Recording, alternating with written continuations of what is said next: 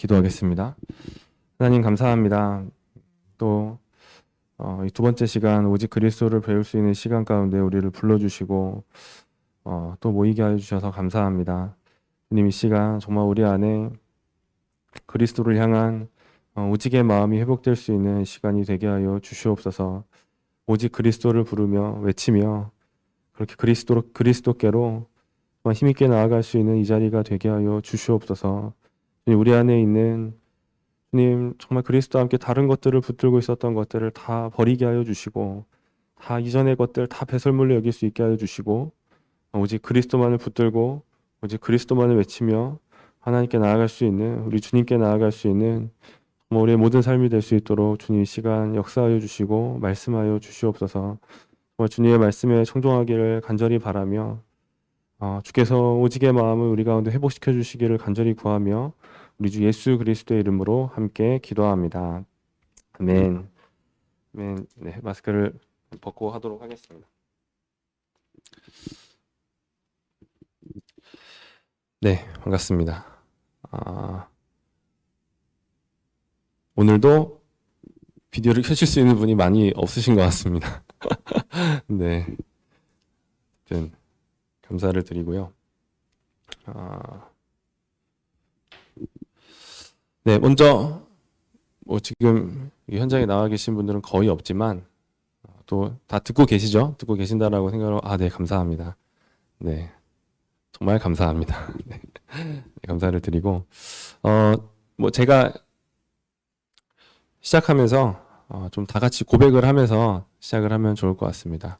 하나님이 우리를 사랑하십니다. 하나님이 우리를 사랑하십니다. 아멘. 아멘. 하나님께서 우리를 사랑하십니다. 네, 그래서 이 자리에 있는 것 같습니다. 네, 우리 오늘 두 번째 시간이죠. 두 번째 시간, 오직 그리스도, 이 두 번째 시간입니다. 첫 번째는 오직 성경으로, 오직 말씀으로 였고, 그리고 두 번째는 오직 그리스도입니다. 네, 오직 그리스도. 이 강의를 시작하면서 질문을 하나 던지도록 하겠습니다. 이건 제 소개였고요. 네. 죄인에게 필요한 것은 무엇인가? 죄인에게 필요한 것은 무엇인가? 자, 보기를 안 드리면 또 좀 너무 그러니까 보기를 하나 드리도록 하겠습니다. 1번, 은혜. 죄인에게 은혜가 필요하다. 네. 2번도 보여드릴게요. 보기는 두 개입니다. 2번은 의입니다. 의. 죄인에게 필요한 것은 무엇일까요? 1번 은혜, 2번 의. 무엇이 필요할까요? 둘 중에 하나인데, 하나 찍으면 되는데. 네, 여러분들 뭐라고 생각하시는지 모르겠어요. 1번인가요? 2번인가요? 손가락 없이 표시를 할 수 있다면 1번. 네, 1번이라고 표시했습니다. 네, 또 다른 분들은 네, 1번. 네, 채팅으로도 남겨주시네요. 네, 채팅으로도 이렇게 말씀해 주셔도 됩니다. 네. 네, 1번. 그죠? 1번밖에 안 나왔네요. 자. 그쵸. 은혜가 필요하죠. 아멘이죠. 아멘. 죄인에게 은혜가 필요합니다. 아멘이죠. 그런데 중세교회의 그 시대의 상황을 생각해 본다면 조금 답이 달라질 수도 있습니다. 중세시대, 우리가 이 교회의 암흑기라고 여겨지는 그 중세교회 시대를 생각해 본다라면 조금 달라질 수 있는 것이죠. 중세시대의 교회는 지금 우리가 지금 개혁교회 안에서 종교개혁 이후에 우리가 종교개혁 후예들이죠. 종교개혁의 후예들로서 우리 개혁된 교회에 속한 그걸 개신교라고 하는 거예요. 개신교 안에서 중세시대는 암흑기였어요. 그런데 사실 로마교회 안에서는 사실 찬란하게 빛났던 시간들이었습니다. 찬란하게 빛났던 시간들이었다라는 거죠. 중세시대의 교회는 은혜를 매우 강조했습니다. 그래서 신자가 교회 안에서 이제 태어나서 바로 유아 세례를 주고 시작하는 거죠. 그렇게 시작된 이 거룩한 성도의 삶을 은혜로 충실하게 살다가 천국에 갈 수 있다라고 말해줬던 그냥 은혜로 가득한 시스템이 이 중세시대 교회 안에 있었다라는 거죠. 이 중세교회 안에 있었다라는 거예요. 잠깐 중세교회 신학에 대해서 간략하게 말씀을 드리면 중세교회는 은혜를 강조했는데 인간이 하나님의 은혜를 받아서 그 은혜와 함께 힘쓰고 애써서 의롭게 되어 천국에 가야 한다라고 가르쳤던 것이죠. 그러니까 인간에게 어떤 가능성이 있다라고 얘기를 한 거예요. 개혁교회는 그렇게 말하지 않아요. 종교개혁의 후예들은 그렇게 생각하지 않습니다. 인간은 전적으로 타락했다. 인간의 모든 부분이 타락했다라고 말하는데 중세시대 교회는 그 타락한 교회다라고 일컬어지는 그 교회는 그렇게 말하지 않았던 것이죠. 인간에겐 가능성이 있다. 그래서 은혜를 받아서 그 은혜와 협력하여 구원을 이루어야 된다. 라고 가르쳤던 것이죠. 구원에 대한 신인 협력설을 가르쳤던 것입니다. 근데 여러분, 이게 지금 은혜를 말하고 있는 거예요.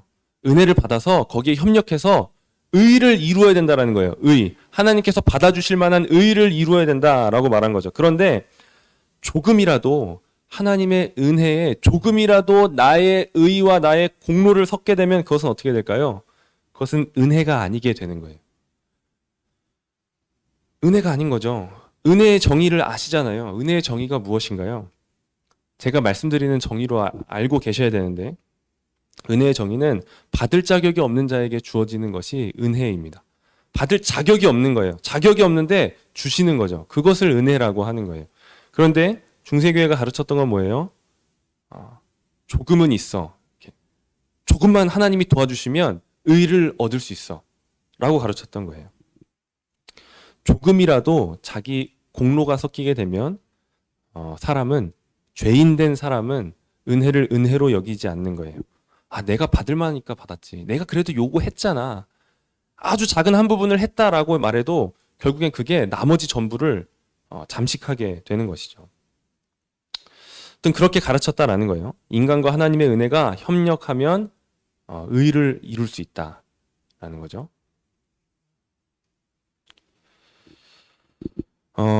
이 은혜의 시스템이 있었던 거예요. 세례를 받음으로 하나님의 은혜가 기계적으로 주입이 되고 그 사람의 믿음과 상관이 없어요. 그냥 세례를 받으면 무조건 하나님의 은혜가 그 사람 인간 본성에 주입되는 거예요. 그래서 거기서부터 힘을 얻어서 선한 행동을 하고 또 뭐 죄를 지을 수 있겠죠. 죄를 지으면 고해성사를 통해서 고해성사라는 성례를 만들었죠. 고해성사를 통해 죄사함을 받고 다시 선언받고 보속의 행위를 통해서 그러니까 그 죄의 그 무게에 따라 어떤 헌금을 하거나 아니면 구제를 하거나 그런 것들을 통해서 보속의 행위를 하고 다시 은혜를 힘입어 의를 이루어야 되는 은혜의 시스템이 작동하고 있었다라는 것이죠. 그 하나님의 은혜는 로마 교회를 떠나서는 얻을 수가 없는 거예요. 오직 로마 교회 안에서만 그 은혜를 받을 수가 있었던 것이죠. 그래서 로마 교회 안에서는 하나님의 말씀이 뭔지 몰라도 돼요. 성경에 창세기 1장 1절에 뭐라고 써 있는지 몰라도 그냥 로마 교회가 말하는 그냥 그 안에서 그냥 무슨 말을 하는지도 모르는 그 미사에 참석해서 그냥 그 자리에 앉아서 왜 주는지도 모르는 떡도 아닌 그 무슨 얇은 거 그거를 받아서 먹고 그냥 그렇게 앉아 있으면 그리고 잘못했을 때 회개하고 그냥 고해성사 신부에게 가서 저 이거 잘못했어요. 저 이거 죄졌어요. 내가 너의 죄를 사해 줄게. 이거 이런 일들을 통해서 보속의 행위를 해라. 할게요. 그렇게 하면 그냥 구원을 받을 수 있다라고 했던 것이죠. 뭘 말하는지 몰라도 돼요. 그냥 로마 교회 안에서 로마 교회를 믿고 그 안에 잘 그 시스템 안에 거하면 구원받을 수 있다. 구원을 얻을 의를 얻을 수 있다라고 말했던 것이죠. 그래서 로마 교회 밖에서는 은혜가 없는 거예요. 은혜가 없으니 구원도 받을 수가 없는 것이죠. 그리스도를 믿고 안 믿고가 중요한 게 아니에요. 그냥 로마 교회 안에서 지금 너가 그 은혜 시스템 안에 잘 있냐. 그게 중요했던 것이죠. 아까 말씀을 드렸지만 두 가지 성례가 이 은혜 시스템 안에 좀 중요하게 작동하고 있었는데 그 두 가지는 세례와 고해성사예요. 세례와 고해성사. 세례는 한 번밖에 받을 수가 없어요. 한 번밖에 받을 수가 없죠. 이 세례가 한 번밖에 받을 수 없는데 이 세례를 받을 때 자신이 지었던 모든 죄가 다 용서받고 아담으로부터 왔던 그 원죄도 다 용서받는다라는 거예요. 거기까지예요. 그 이후에 세례 받은 이후에 짓는 죄는 사해주지 못해요. 그래서 어쨌든 세례를 받으면 딱 그 세례 받기 전까지 그 시점까지의 모든 죄가 용서가 되는 거죠. 근데 이제 세례 이후에도 죄를 짓잖아요. 죄를 짓게 되잖아요. 그럼 그거를 해결할 방법이 없는 거예요. 야, 이 세례를 받았는데 세례를 2번 주는 건 또 성경에서 그럴 수 없다고 말하고 있죠. 그래서 2번 줄 수는 없고, 그럼 어떡하지? 그래서 고해성사를 만들게 되는 거예요. 고해성사를 만드는 거죠. 계속 되풀이할 수 있는 고해성사를 통해 계속 속죄함을 받을 수 있도록 장치를 마련해 놓은 거예요. 고해성사는 아까 간략하게 말씀을 드렸는데, 회개하고 자기가 스스로 회개하는 거예요. 아, 내가 잘못했구나. 그럼 회개해요.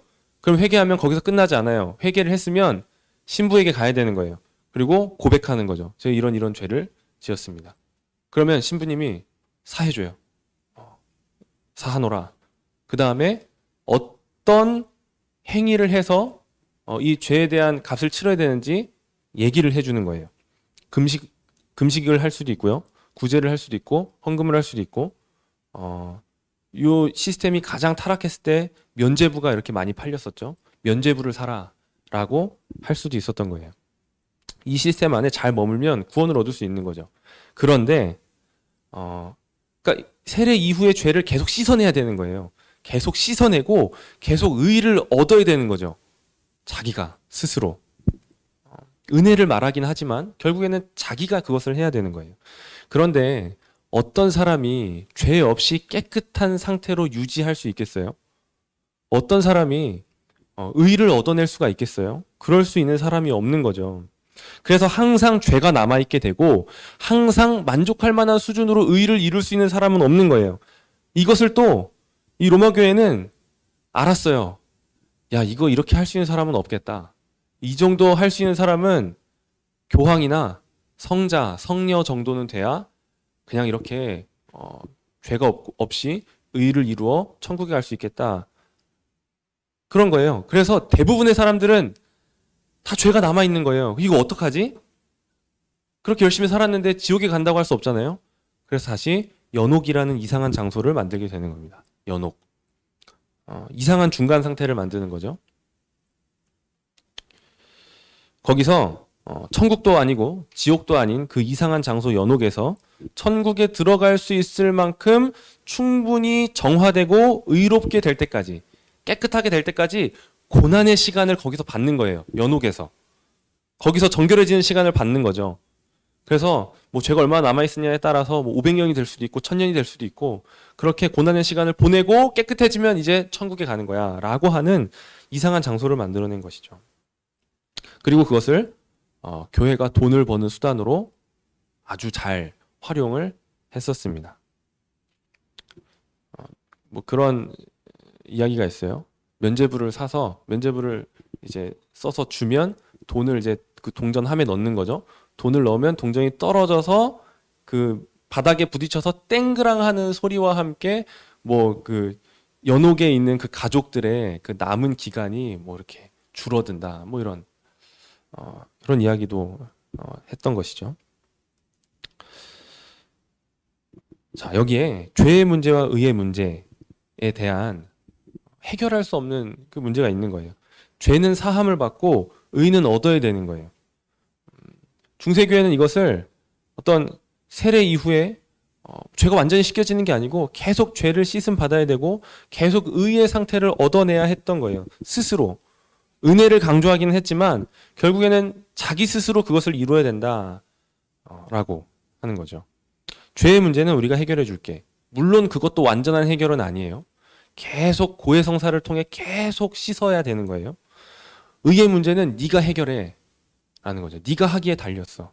은혜를 힘입어서 네가 착한 삶을 살아야 되고 너가 의로운 삶을 살아내야 돼 라고 했던 것이죠.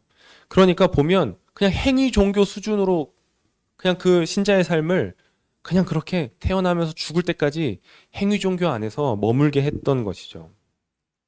그리스도께서 죄의 문제와 의의 문제를 전혀 해결해 주지 못했던 삶을 살았던 거예요. 중세교회의 그 성도들은.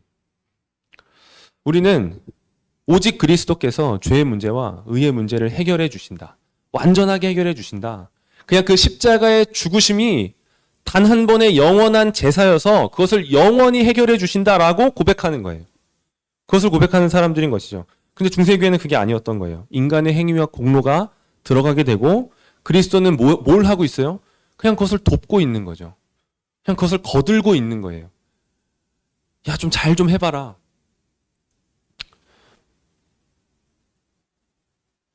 로마 교회 예배는 미사라고 하죠. 근데 미사는 사실 예배가 아니에요. 미사는 매주 되풀이되는 그리스도의 십자가예요. 그리스도의 십자가가 2000년 전에 골고다 언덕에서 예수님께서 죽으신 그 십자가가 완전하지 않은 거예요. 계속 그게 매주 되풀이돼야 되는 거예요. 그래서 매주 그리스도는 십자가에 달리시고, 매주 그리스도는 피를 쏟으시고, 매주 그리스도는 몸이 찢겨지시는 거예요. 이거 계속하고 있는 거예요. 그리스도에 대한 너무 심각한 모독인 것이죠. 그리스도의 십자가는 부족하다. 매주 되풀이되어야 한다. 라고 하는 것입니다. 처음에 드렸던 질문, 죄인에게 필요한 것은 무엇인가?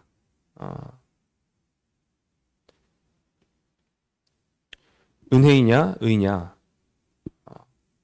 의. 중세교회 죄인에게 필요한 건 의였던 거예요. 아무리 이 죄를 씻어내고 아무리 선한 삶을 살려고 해도 하나님께 받아들여질 만한 의를 얻을 수가 없었던 거예요. 중세교회가 제시했던 방법으로는 그 누구도 의를 얻을 수 있었던 사람이 없었던 거예요. 그런데 그냥 거기에 순응하며 그냥 눈 감고 그냥 그런 거지. 그렇게 살았던 것이죠. 그리고 그냥 연옥에서의 시간이나 좀 줄일 수 있는 어떤 그런 삶을 살았던 거예요. 목표는 천국이 아니었어요. 연옥에서 이 삶을, 이 기간을 줄여야 된다. 연옥에서의 기간을 줄여야 된다. 라고 했던 것이죠. 얼마나 중세교회 이 성도들의 삶이 불쌍했겠습니까? 구원의 확신 같은 게 아니라 그냥 연옥에서의 기간을 좀 줄여야 된다. 그냥 여기에 이렇게 매진했던 것이죠. 이 은혜의 시스템, 이 중세교회가 말했던 은혜가 아닌 이 은혜의 시스템에 가장 정직하게 반응했던 한 사람이 있었습니다. 그는 아무리 이 은혜의 시스템 안에서 살아도 하나님께서 만족하실 만한 충분한 의를 얻을 수 없다라는 것을 알았어요. 그래서 매일매일 괴로워했던 것이죠. 이건 의를 이룰 수 없는데, 하루 종일 고해성사를 하고 넌 이제 돌아가라 하고 나왔는데 나오자마자 다시 또 돌아가서 고해성사하는 거예요. 제가 나가다가 또 죄를 지었습니다.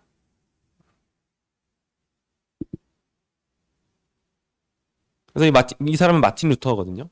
마틴 루터, 종교개혁자 마틴 루터죠. 마틴 루터가 구원을 얻기 위해 수도원에 들어갔어요. 이 사람은 하나님의 진노와 내가 하나님의 의를 얻을 수 없다라는 것에 굉장히 민감하게 반응했던 사람이에요. 그러니까 정직하게 반응했던 사람이죠. 그래서 죽기 싫어서 지옥에 떨어지기 싫어서 그는 수도원에 들어가게 됩니다. 수도원에 들어가서 수많은 고행과 금식과 수없이 많은 시간의 고해성사를 하게 됩니다. 그런데 이 문제를 풀 수가 없었던 거예요. 여전히 마틴 루터에게는 죄의 문제가 있었고 여전히 하나님께서 만족하실 만한 의를 얻을 수 없는 의의 문제가 있었던 거예요. 그냥 그걸 계속 괴롭힘을 당했던 것이죠. 그래서 이 고해성사 담당 신부였던 마틴 루터의 스승이 그에게 뭐라고 했냐면, 너는 제발 사소한 문제로 나에게 오지 마라. 이렇게 좀 고해성사 할 만한 죄를 가지고 나한테 와라. 라고까지 얘기를 했었습니다. 어쨌든 그런 와중에 루터는 계속 공부를 하죠. 그의 스승이 성경을 공부할 수 있도록 계속 이렇게 도와줬어요. 그래서 그 와중에 신학 박사 학위를 받고 대학 교수가 되어서 신학을 가르치게 됩니다. 정확히 어느 시점인지는 정확하지는 않지만 대학 교수로 임명되어서 얼마 지나지 않은 시점에 로마서의 한 구절을 읽고 그를 괴롭혔던 이 죄와 의의 문제가 단번에 해결되는 것을 경험하게 되는 것이죠. 로마서 1장 17절에 들으면 아실 거예요. 복음에는 하나님의 의가 나타나서 믿음으로 믿음에 이르게 하나니 기록된 바 오직 의는 믿음으로 말미암아 살리라 함과 같으니라. 이 말씀 한 구절, 이걸로 마틴 루터는 커다란 충격을 받게 됩니다. 평생을 찾아 헤매고 그를 괴롭혔던 의가, 하나님께서 만족하실 만한 그 의가 복음에 나타났다는 거예요. 복음에 하나님의 의가 나타났다. 그토록 헤맸던 의를 발견한 것입니다. 복음에서. 복음이 무엇입니까? 지난주에 말씀을 드렸죠. 예수 그리스도의 이야기죠. 예수 그리스도, 거기에 하나님의 의가 나타났다라는 거예요. 여기서 마틴 루터는 깨달은 거죠. 그리스도가 나의 의가 되시는구나. 오직 믿음으로 그것을 얻는 거구나. 그리스도께서 얻으신 그 하나님의 의를 나에게 믿음으로 주시는구나 라고 하는 것을 발견했던 것이죠. 오직 그리스도만이 우리의 의가 되신다 라고 하는 것을 마틴 루터가 발견했던 거예요. 이 중세교회 시스템 안에서 괴로워했던 그에게 그냥 그 빛이 되었던 것이죠. 그래서 마틴 루터의 발견은 뭐 사실 여러 가지 의미로 말할 수 있지만 오직 그리스도로의 발견이었던 것입니다. 오직 그리스도만이 우리의 의가 되신다라는 거예요. 사람이 뭐 은혜를 막 협력해가지고 의를 얻어내야 되는 것이 아니라 그런 것이 아니라 그리스도께서만이 나의 의가 되신다라는 것이죠. 오직 그리스도는 예수님께서 구원에 필요한 모든 일을 행하셨다라는 거예요. 구원에 필요한 모든 일을 행하셔서 구원을 위하여 오직 그리스도 말고 다른 것을 붙들 필요가 없다라는 거예요. 인간이나 어떤 거룩한 사람들, 성자라고 불릴 만한 그 사람들의 어떤 도움을 받는 것이 아니라 이 땅에서 내가 행하는 어떤 선한 행위나 의로운 행위나 그런 것이 아니라 그 어떤 것도 예수 그리스도의 완전한 성취에 더할 수 없다라는 거예요. 그 무엇도 더할 수가 없는 거예요. 그냥 오직 그리스도인 것이죠. 그리스도의 사역에 하나라도 더하려고 하는 것은 그 어떤 시도도 복음을 왜곡하는 것이 됩니다. 그리고 그것은 복음이 아니게 되는 것이죠. 사도 바울께서 갈라디아서에서 이렇게 말씀하시는 것이죠. 다른 복음이다라는 거예요. 그것은 복음이 아니다라는 거예요. 복음에 예수 그리스도의 그 복음에 율법을 더하니까 할례를 더하니까 그것은 복음이 아니게 되는 거예요. 예수 그리스도, 오직 예수 그리스도가 아니라 거기다 무언가 다른 것을 덧붙이는 순간 그것은 아무리 그리스도를 말하고 있어도 다른 복음이고 다른 그리스도를 말하는 것이 되는 겁니다. 오직 그리스도께서만이 우리 유일한 구원자시다라는 거죠. 이 그리스도라는 이 직분의 이 뜻이 무엇입니까? 이 그리스도는 직분이에요. 직분을 가리키는 것인데 이 직분의 뜻이 무엇입니까? 그리스도. 삼중직이라고 다들 들어보셨을 겁니다. 선지자시오, 제사장이시오, 왕. 이 세 개의 직분을 다 갖고 있는 사람을 그리스도라고 할 수 있는 거예요.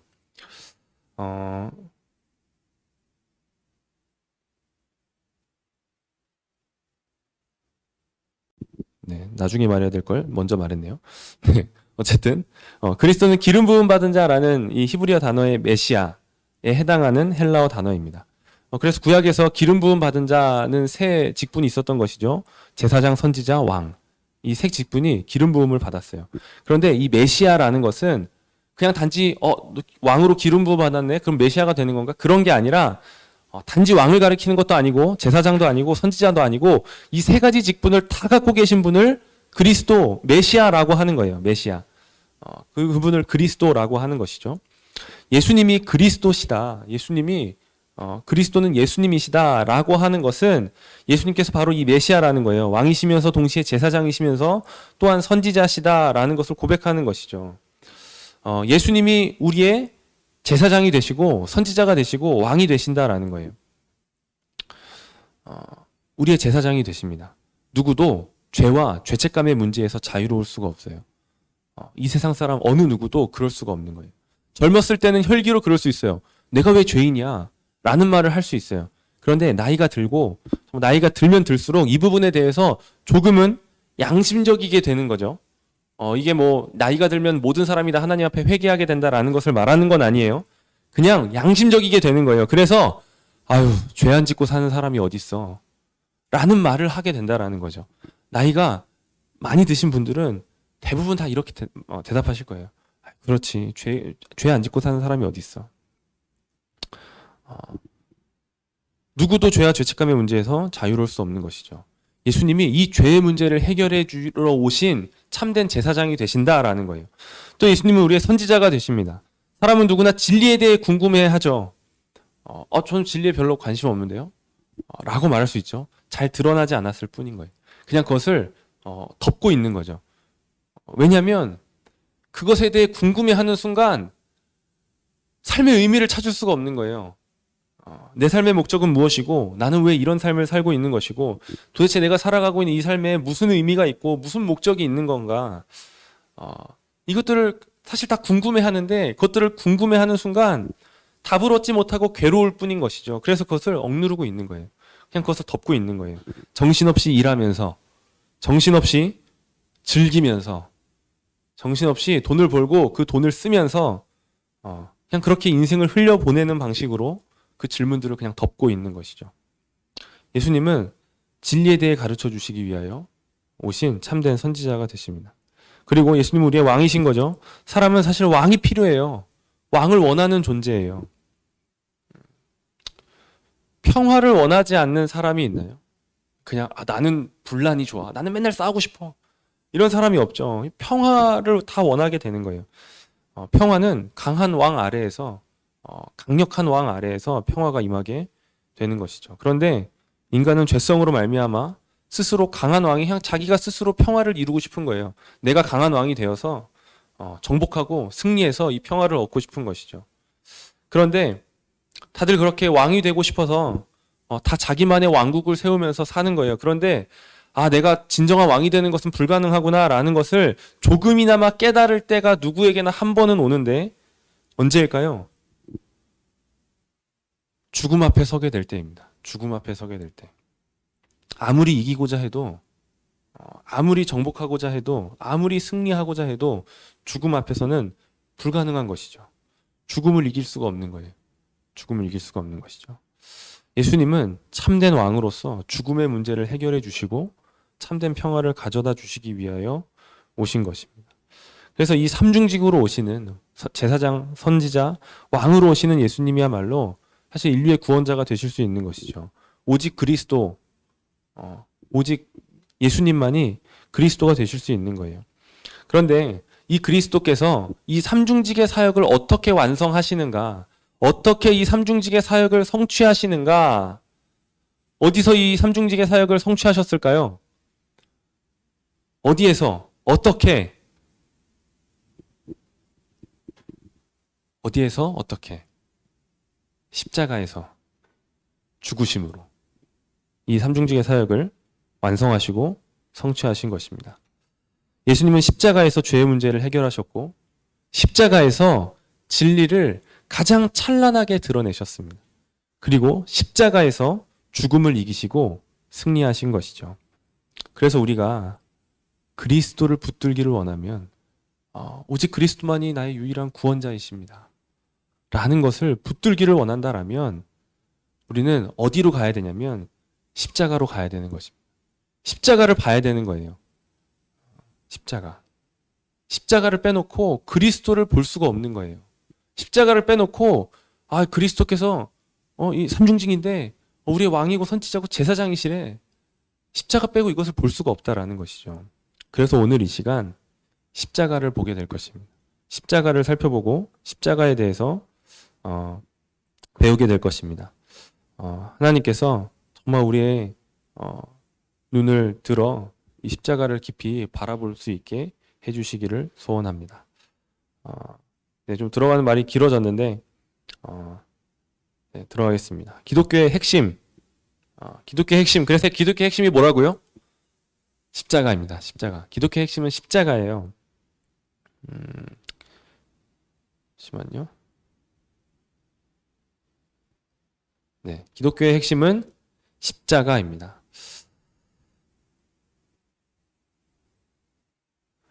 그리스도의 십자가 없이는 진정한 기독교가 없다라는 거예요. 십자가가 없는 기독교는 없는 거예요. 십자가 빼놓고 십자가는 좀 부담스러우니까 빼자라고 하는 순간 기독교는 아무런 의미가 없어지게 되는 것입니다. 성경의 저자들은 복음의 핵심을 십자가로 제시하고 있습니다. 사도 바울이 그렇고 사도 요한도 그렇고 베드로도 그런 것이죠. 제가 이 말씀을 써놓지는 않았는데 고린도전서 1장 23절에 이렇게 말합니다. 우리는 십자가에 못 박힌 그리스도를 전하니, 그리스도를 전하는데 그 그리스도는 다른 그리스도가 아니라는 거예요. 십자가에 못 박힌 그리스도라는 것이죠. 십자가의 그리스도다. 고린도전서 2장 2절에 이렇게 말합니다. 내가 너희 중에서 예수 그리스도와 그가 십자가에 못 박히신 것 외에는 아무것도 알지 아니하기로 작정하였다. 예수 그리스도, 그리고 그가 십자가에 못 박히신 것 외에는 아무것도 알지 않기로 했다. 라고 말하는 거죠. 갈라디아서에서도 이렇게 말합니다. 우리 주 예수 그리스도의 십자가 외에 결코 자랑할 것이 없으니, 그리스도의 십자가가 복음의 핵심이라는 거예요. 다른 어떤 것도 이 복음에 더해질 수 없는 거예요. 그래서 그리스도의 십자가만이 우리를 구원하기 때문에 그것만이 자랑거리가 되는 거예요. 그냥 우리가 자랑할 게 다른 게 있나? 없는 거죠. 다른 어떤 것도 우리를 구원할 수가 없는 거예요. 우리를 구원할 수 있는 것은 오직 그리스도의 십자가밖에 없다라는 것입니다. 골로새서 1장 20절, 그의 십자가의 피로 화평을 이루사, 하나님과 화평케 되는 것, 그것은 그리스도의 십자가 때문이다 라는 것입니다. 사도 베드로께서 이렇게 말씀하십니다. 베드로전서 3장 18절, 그리스도께서도 단번에 죄를 위하여 죽으사 의인으로서 불의한 자를 대신하셨으니, 죽으셨다라는 거예요. 십자가에서 의인으로서 불의한 자를 대신하셨다. 사도 베드로도 복음의 핵심을 십자가로 제시합니다. 사도 요한도 마찬가지입니다. 요한일서 4장 10절에 이렇게 말합니다. 사랑은 여기 있으니 우리가 하나님을 사랑한 것이 아니요 하나님이 우리를 사랑하사 우리 죄를 속하기 위하여 화목제물로 그 아들을 보내셨음이라. 화목제물로 그 아들을 보내셨다. 십자가를 말하는 것이죠. 여러분, 예수님은 다른 일을 하러 이 땅에 오시지 않았습니다. 예수님의 목적은 예수님이 이 땅에 오시기로 결정하시면서 있었던 목표는 로마의 의리의리한 궁정에 있지 않았다라는 거예요. 예수님의 목적은 한결같이 한 곳을 바라보고 있었는데 골고다 언덕의 십자가라는 것입니다. 여러분, 예수님이 성육신 하신 목적은 십자가예요. 그분이 왜 오셨나? 십자가 지기 위하여 오셨다라는 것이죠. 그냥 어떻게 메시아로서 이 땅에 보냄을 받아가지고 와가지고 좀 인생을 이렇게 좀 살고 있는데 이렇게 사역을 하다 보니까 야, 이건 십자가를 지지 않을 수 없겠는데? 아휴, 십자가 져야겠는데? 라고 하면서 십자가를 지러 가신 게 아니라는 거예요. 예수님의 목적은 분명했다라는 것이죠. 십자가인 것입니다. 성경의 모든 저자들이 그것을 증거하고 있습니다. 예수님의 목적은 십자가다. 그래서 복음의 핵심이 십자가가 되는 것이고 기독교의 핵심은 십자가가 되는 거예요. 십자가를 빼면 그리스도를 빼는 거예요. 그래서 복음의 의미가 없고 기독교의 의미가 없어지게 되는 것이죠. 그리스도의 십자가가 기독교의 중심이자 본질이라면 성경은 이 구원에 대하여 정말 단순하게 말하고 있다는 것을 발견하게 됩니다. 뭐라고 말하나요? 십자가에 못 박힌 죽임당한 그리스도를 믿으라. 그리하면 구원을 얻을 것이다. 라고 말하는 거예요. 그리스도의 십자가가 너를 구원했다. 그것을 믿어라. 그러면 구원을 얻는다. 라는 것이죠. 로마교회의 구원, 제가 중세시대의 그를 잠깐 설명해 드렸는데 그 구원을 잠깐 기억해 보시면 복잡하잖아요. 세례를 받았는데 또 세례 이후는 죄를 다시 용서받아야 돼요. 그래서 계속 고해성사를 해야 되는 거예요. 고해성사를 하고 그 죄에 대한 값을 또 자기가 지불을 하고 그걸 보속의 행위라고 하는 거예요. 그걸 지불을 하고 계속 의의를 얻어야 되는 거예요. 그런데 불가능해요. 그래서 연옥에 가야 돼요. 연옥에서 또 그 고통의 시간들을 보내야 되는 것이죠. 복잡하죠. 그런데 성경에서 제시하고 있는 구원은 단순한 거예요. 십자가의 그리스도를 믿으라. 그리하면 구원을 얻으리라. 그런데 십자가가 뭔지도 모르고 어떤 의미를 갖고 있는지도 모르고 그래 십자가 믿으면 구원이 있는 거구나. 저 십자가 믿어요. 이 십자가가 뭔데? 몰라요. 근데 십자가 믿으면 구원이 있대요. 전 그래서 십자가를 믿기로 했어요. 십자가가 어떤 의미를 갖고 있는지, 십자가가 과연 우리의 무엇을 해결해 주는 것인지 그것은 알아야 되는 거죠. 모르고 그냥 십자가, 저 믿는 게 있어요. 뭐예요? 십자가 라고 제시하면 구원이 주어진다 라고 하는 건 로마교회에서 말하는 것과 똑같은 거예요. 야, 아무것도 몰라도 돼. 그냥 우리가 말하는 대로만 하면 돼. 그러면 구원이 있어 라고 말하는 것과 똑같은 거죠. 로마교회는 그런 거예요. 아무것도 몰라도 그냥 은혜 받을 수 있다.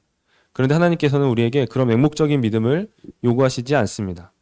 우리가 십자가에 대해 관심을 갖게 될 때 또한 발견하는 것은 이 십자가가, 그러니까 이 십자가를 통한 구원은 단순한데 십자가의 그리스도를 믿으라. 그러면 구원을 얻는다. 라고 구원을 얻는 것은 단순한데 그 십자가는 단순하지가 않구나라는 거예요. 십자가는 단순하지가 않구나라는 거죠. 그래서 이 뭐라고 써 있나요? 아이가 건널 수도 있지만 코끼리도 빠질 수 있는 십자가라고 되어 있죠. 사실 이건 요한복음을 향해 하는 말이에요. 요한복음을 향해, 요한복음은 어린아이가 읽어도 쉽게 읽을 수 있고, 그런데 뭔가 성경에 대해서 많이 알고 이 요한복음을 보면 그 요한복음의 깊이에 감탄하게 된다라는 거죠. 어린아이도 건널 수 있지만 코끼리도 빠질 수 있는 웅덩이가 요한복음이다 라고 말했던 그것을 십자가에 똑같이 할 수 있다라는 거예요. 십자가를 통한 구원은 단순한데 어린아이도 구원을 받을 수 있는데 십자가를 배우면 배울수록 이 십자가는 단순한 게 아니구나 라는 것들을 발견하게 된다라는 것이죠.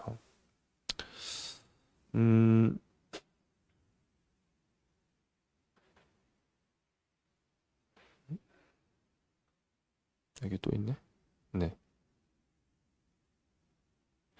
자, 누가복음 24장 27절을 좀 빠르게 이렇게 찾아보실 수 있을까요? 누가복음 24장 27절 17절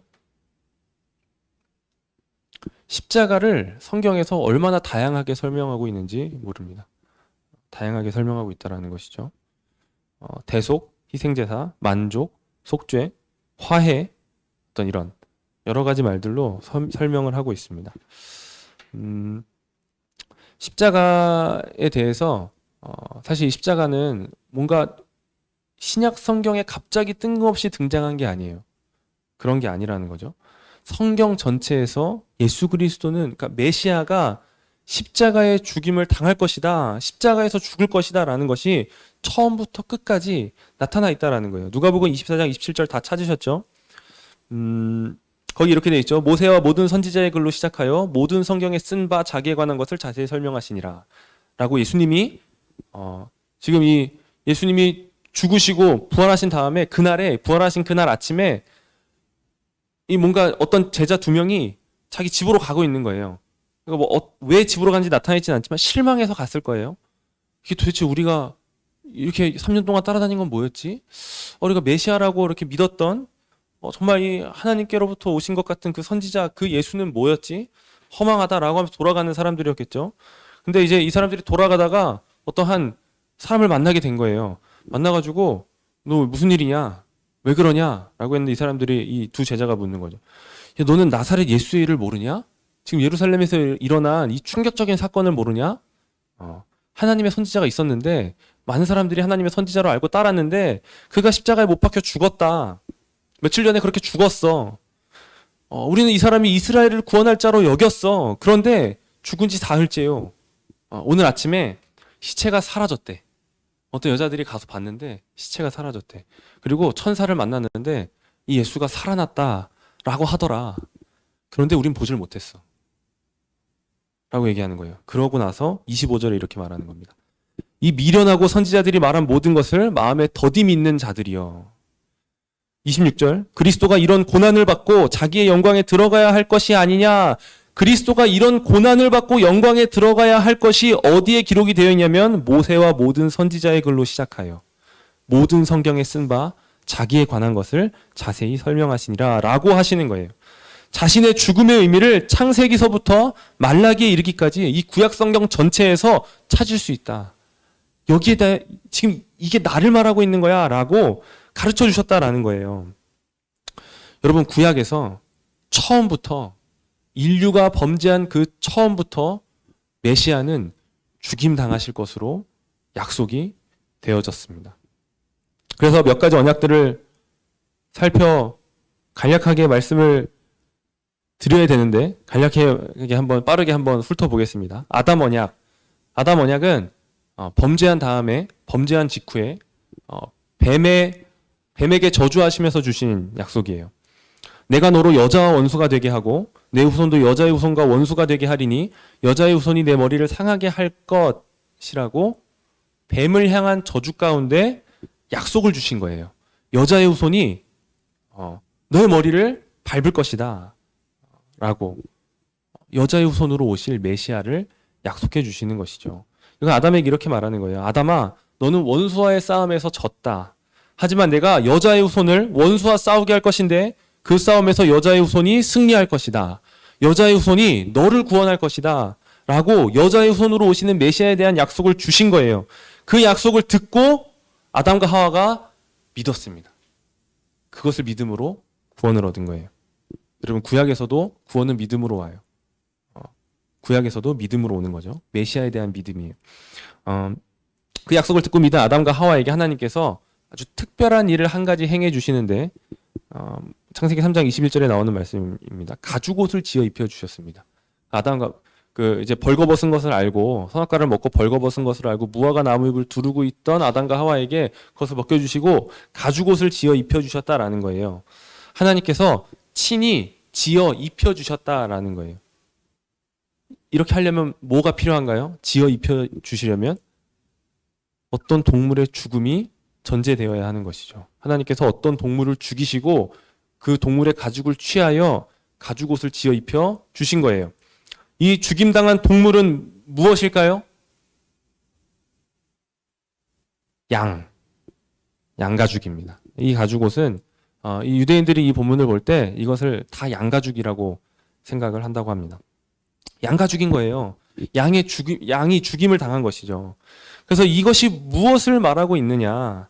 여자의 후손이 인류를 구원하는 방식을 하나님께서 그림자로 보여주고 계시는 거예요. 하나님께서 그림자로 보여주시는 거죠. 인류를 어떻게 구원하실 것인가. 죽임당할 어린 양으로 오시는 여자의 후손, 이것을 보여주시는 것입니다. 여자의 후손으로 오시는 메시아는 죽임당할 어린 양으로 오실 것이다. 그래서 이것을 믿는 사람은 뭐 하는 거예요? 제단을 쌓고 양을 제물로 드리는 거예요. 제단을 쌓고 양을 제물로 드리는 것이죠. 그것이 그림자이기 때문에 그런 거예요. 그것을 통해 계속 되새기는 거죠. 바라보는 거죠. 죽임당할 어린 양으로 오실 메시아가 어디에 있습니까? 라는 것입니다. 그래서 아담의 아들 아벨이, 보세요. 가인은 농사 짓는 자였고 아벨은 양 치는 자였어요. 그때는 양을 먹지도 않았어요. 동물을 먹지 않았을 때예요. 이 동물을 음식으로 주신 것은 노아의 홍수 이후예요. 그 이전에는 동물을 먹지 않았어요. 그냥 열매와 풀을 먹었죠. 그런데 아벨이 굳이 양을 친 거예요. 쓸데없는 양을. 제사를 드리기 위하여 양을 키운 것입니다. 그리고 죽임당할 어린 양으로 오실 메시아에 대한 믿음으로 양의 첫 새끼를 제물로 삼아 여호와께 드린 것이죠. 구약의 모든 제사의 기초가 여기에 있는 거예요. 하나님께서 아담과 하와에게 가죽옷을 지어 입혀주셨다라는 것에 모든 제사의 기초가 여기 있습니다. 제사는 사람이 만들어낸 게 아니에요. 제사는 하나님이 주신 거예요. 하나님이 가르쳐 주신 것이죠. 내가 너희를 어떻게 구원할 것인지 가르쳐 주겠다라고 알려주신 것이 제사입니다. 그래서 참된 성도들이 들었던 참된 제사는 우리를 구원하시기 위하여 이렇게 죽임당할 어린 양으로 오시는, 여자의 후손으로 오시는 그 메시아를 믿습니다. 하나님이 보내주실 그 여자의 후손, 죽임당할 어린 양은 어디에 있습니까? 라고 고백하며 계속 그 여자의 후손을 찾는 거죠. 가인이 여자의 후손으로 오시는 메시아인가? 아벨이 여자의 후손으로 오시는 메시아인가? 둘 다 아니었어요. 하나님 어디 있습니까? 죽임당할 어린 양으로 오시는 이 여자의 후손은 어디에 있습니까? 라고 고백하며 묻는 것이 참된 제사라는 거예요. 처음부터 그렇게 이 제사가 그렇게 주어졌다라는 것입니다. 아브라함 언약을 보시면 아브라함과 맺으신 아브라함 언약, 아브라함에게 12장 1절부터 4절에 이르기까지 하나님께서 땅과 민족에 대하여 약속을 해 주십니다. 너는 내가 지시할 땅으로 가라. 그래서 그 땅을 줄 것이다 라는 거예요. 그리고 민족이 창대하게 되리라 라고 하시는 이 땅과 민족에 대한 약속을 주십니다. 그래서 땅을 얻고 그 땅을 충만하게 채울 민족을 세울 한 아들에 대한 약속을 주시는 거예요. 이 아들은 가깝게는 이삭을 말하는 것이죠. 아브라함의 아들 이삭. 그러니까 한 아들을 줄 것이다라고 계속 약속해 주시잖아요.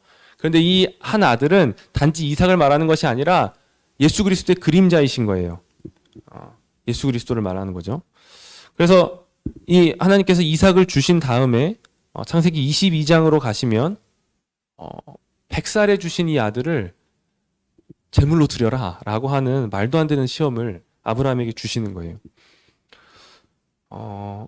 아브라함은 어쩌면 알았을지도 모릅니다. 하나님께서 친히 준비하실 죽임당할 어린 양이 바로 이 이삭이구나 라고 생각을 했을지도 몰라요. 이삭이 여자의 후손으로 오시는 메시아였구나. 어쩐지 출생이 특별했던 거예요. 번제할 곳에 가까이 와서 종들은 두고 아브라함과 이삭이 이렇게 단둘이 산을 오르는 거예요. 단둘이 산을 오르면서 이삭이 묻는 거죠. 아브라함에게. 아버지, 번제할 어린 양이 어디 있습니까? 다 있는데 나무도 있고 칼도 있고 근데 재물이 없는 거예요. 아버지, 번제할 어린 양이 어디 있습니까? 어쩌면 이삭이 알았겠죠. 눈치가 빠르잖아요, 우리들은. 눈치가 빠르잖아요. 알았을 거예요.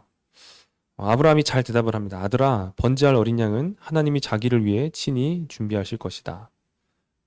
올라간 거예요. 제단을 쌓고 나무를 버려놓고 이삭을 결박하고 제단 위에 올려놓고 아브라함이 칼을 들고 내리치려고 하는 순간, 이삭을 죽이려고 하는 순간 여호와의 사자가 그를 멈추게 하는 거죠. 멈춰라. 이삭을 죽이지 못하게 하는 거예요. 이제 이 이삭의 질문이 아버지, 번제할 어린 양이 어디 있습니까? 라고 했던 이삭의 질문이 이제 다시 아브라함의 질문이 되는 거예요. 이삭인 줄 알았는데 이삭이 아니야. 그러면 하나님, 번제할 어린 양이 어디 있습니까? 라고 하나님께 질문하는 것이죠. 그래서 하나님께서 이삭 대신 잡게 하신 그 순양을 통해 아브라함에게 대답해 주시는 거예요. 번제할 어린 양은 내가 나를 위하여 친히 준비할 것이다. 라는 거예요. 아담 언약에서 살펴봤던 구약의 제사의 물음과 같은 거예요.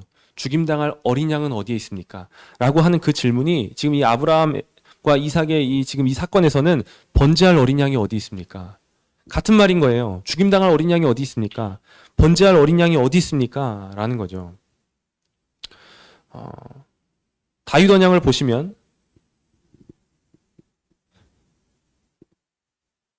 다 살펴보면 시간이 너무 많이 갈 것 같아서 다윗 언약은 그 왕위에 대한 약속이에요. 이 영원한 왕이 세워질 것이다. 왕위에 대한 약속인 것이죠. 그래서 죽임당할 메시아에 대한 모습이 잘 드러나지는 않는데 그래서 이거 다윗 언약과 함께 살펴봐야 될 게 새 언약입니다. 새 언약에서 이 다윗에게 약속된 이 다윗의 아들, 그러니까 영원한 왕이 주어질 그 다윗의 자손 그에 대해서 약속의 말씀이 주어지는데 뭐라고 하냐면 이사야서 52장 13절 이렇게 53장 이 말씀을 보시면 다윗에게서 나오는 그 의로운 가지는 분명히 영원한 왕위가 주어지려면 뭔가 강력한 왕이어야 될 것 같잖아요. 뭔가 엄청난 이 통치를 하고 뭔가 강력한 힘으로 이렇게 다 무릎 꿇게 하는 그런 왕이어야 될 것 같은데 그 의로운 가지는 강력한 가지가 아니라 그는 연한 순 같고 마른 땅에서 나온 뿌리 같아서 풍채도 없은즉 보잘것없어 보이는 가지라는 거예요. 왕으로 오신다라고 하면 위엄이 있어야 될 것 같은데 풍채도 없고 그냥 연한 순 같고 마른 땅에서 나온 뿌리 같은 것이죠. 그리고 53장 7절에 이렇게 말합니다. 이사야 53장 7절이에요. 그는 마치 도살장으로 끌려가는 어린 양 같이 묘사가 됩니다. 제사 때 죽임을 당하는 어린 양처럼 그는 백성의 죄악을 담당하며 죽임을 당하는 모습으로 그려지는 것이죠. 이것이 다윗의 후손으로 약속된 메시아의 모습인 거예요. 죽임을 당하는 어린 양. 다윗의 후손으로 약속된 메시아도 똑같은 것입니다. 죽임당할 어린 양인 것이죠. 구속의 역사가 시작되고 나서부터 이 질문이 시작된 거예요. 죽임당할 어린 양은 어디 있습니까? 번제할 어린 양은 어디 있습니까? 백성의 죄악을 담당하여 죽임을 당할 그 어린 양은 어디에 있습니까? 이 질문이 계속 있는 거예요. 계속 하나님께서는 언약을 갱신하여 주시면서 약속해 주시는 거죠. 죽임당할 어린 양은 여자의 후손으로 올 것이다. 죽임당할 어린 양은 아브라함의 후손으로 올 것이다. 죽임당할 어린 양은 다윗의 후손으로 오실 것이다. 그리고 마침내 오신 것입니다. 예수님께서 죽임당할 어린 양으로 오신 것이죠. 우리에게 오신 예수님은 다른 것 하려고 오신 예수님이 아니라 처음부터 죽임당할 어린 양으로 오셨다라는 거예요.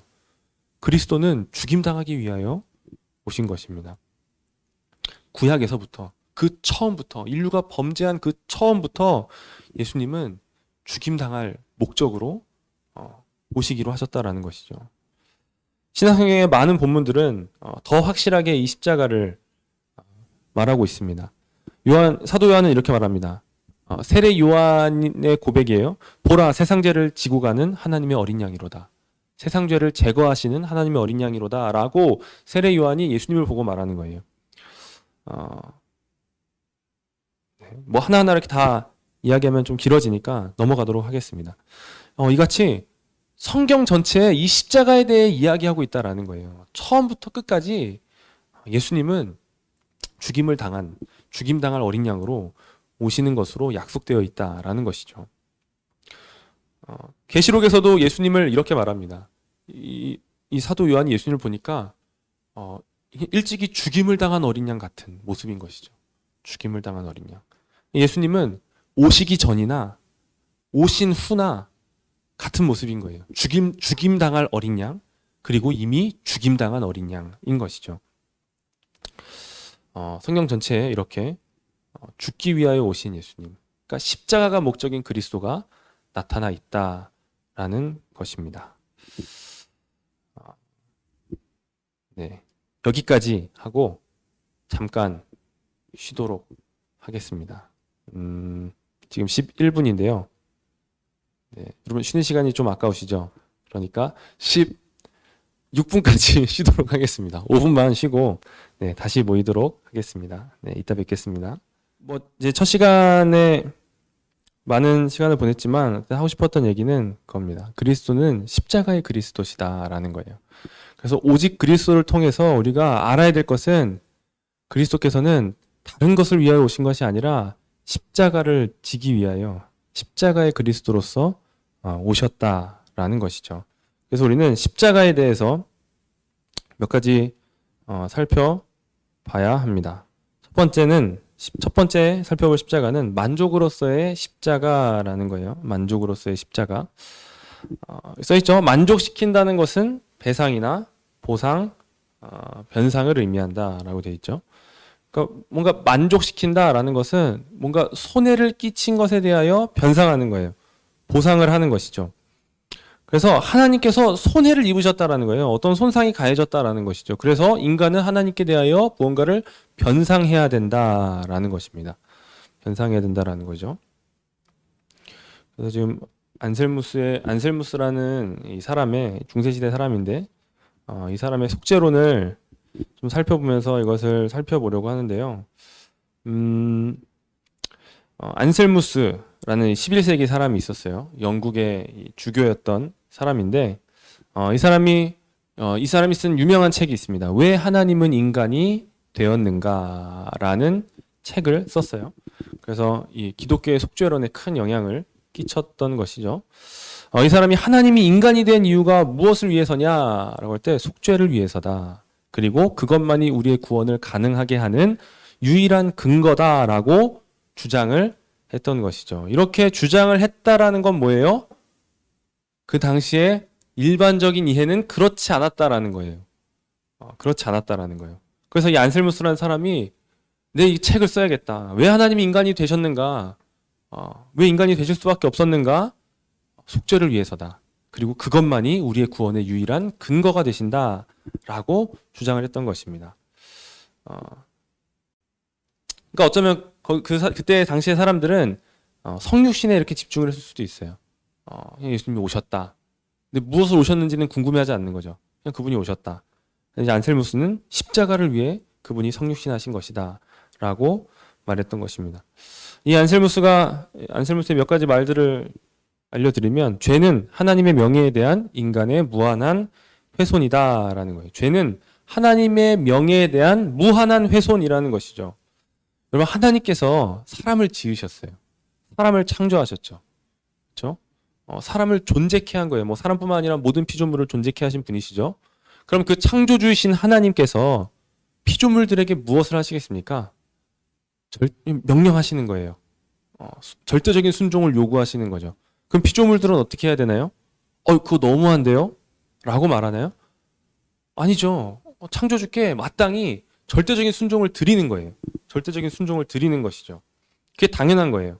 하나님께서 아담이 범죄하기 전에 처음 맺으신 언약이 바로 그것입니다. 행위 언약이 그런 거죠. 너는 나에게 순종해라. 이제 그것이 이제 이렇게 표현된 거예요. 동산 중앙에 있는 선악을 알게 하는 나무 열매는 먹지 말아라. 다른 거 다 먹어도 되는데 선악을 알게 하는 나무 열매는 먹지 말아라. 먹는 날에는 죽으리라 라고 하신 그 언약 가운데 이것이 드러나 있는 거죠. 하나님께서는 명령하시고 사람은 하나님께 순종하는 거예요. 절대적인 명령과 절대적인 순종인 것이죠. 창조주와 피조물 관계에서 다른 게 더 없는 거예요. 그런데 인간이 하나님께 순종하지 않은 것이죠. 마땅히 순종해야 할 분에게 순종하지 않은 것입니다. 그것은 뭐냐면 하나님의 명예를 짓밟는 게 되는 거예요. 하나님의 명예를 빼앗은 게 된다라는 거죠. 보세요. 이 아담과 하와가 타락할 때 그 하는 말이 있어요. 뱀이 꼬시는 말이죠. 하나님과 같이 돼요. 너희가 이거 먹으면 하나님과 같이 될 거야 라는 거죠. 거기에 그것을 잡은 거예요. 하나님과 같이 된다고? 하나님과 같이 되려고 선악을 알게 한 나무 열매를 먹은 것이죠. 그것은 그냥 단지 좀 이렇게 말을 안 들을 수도 있죠. 뭐 겨우 고작 말 하나 안 들은 거 가지고 이렇게 너무하게 막 뭐 죽는다느니 뭐 이런 부담스러운 말을 하세요가 아닌 거예요. 왕을 그 보좌에서 끌어내리려고 암살을 시도한 것과 같은 것이다 라는 거죠. 세상에서의 왕도 그 왕을 향하여 반역을 하게 되면 3대를 멸하게 됩니다. 그건 끔찍한 죄인 거죠.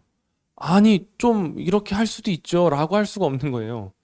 그냥 3대를 멸하는 거예요. 그렇게 된다라는 거죠.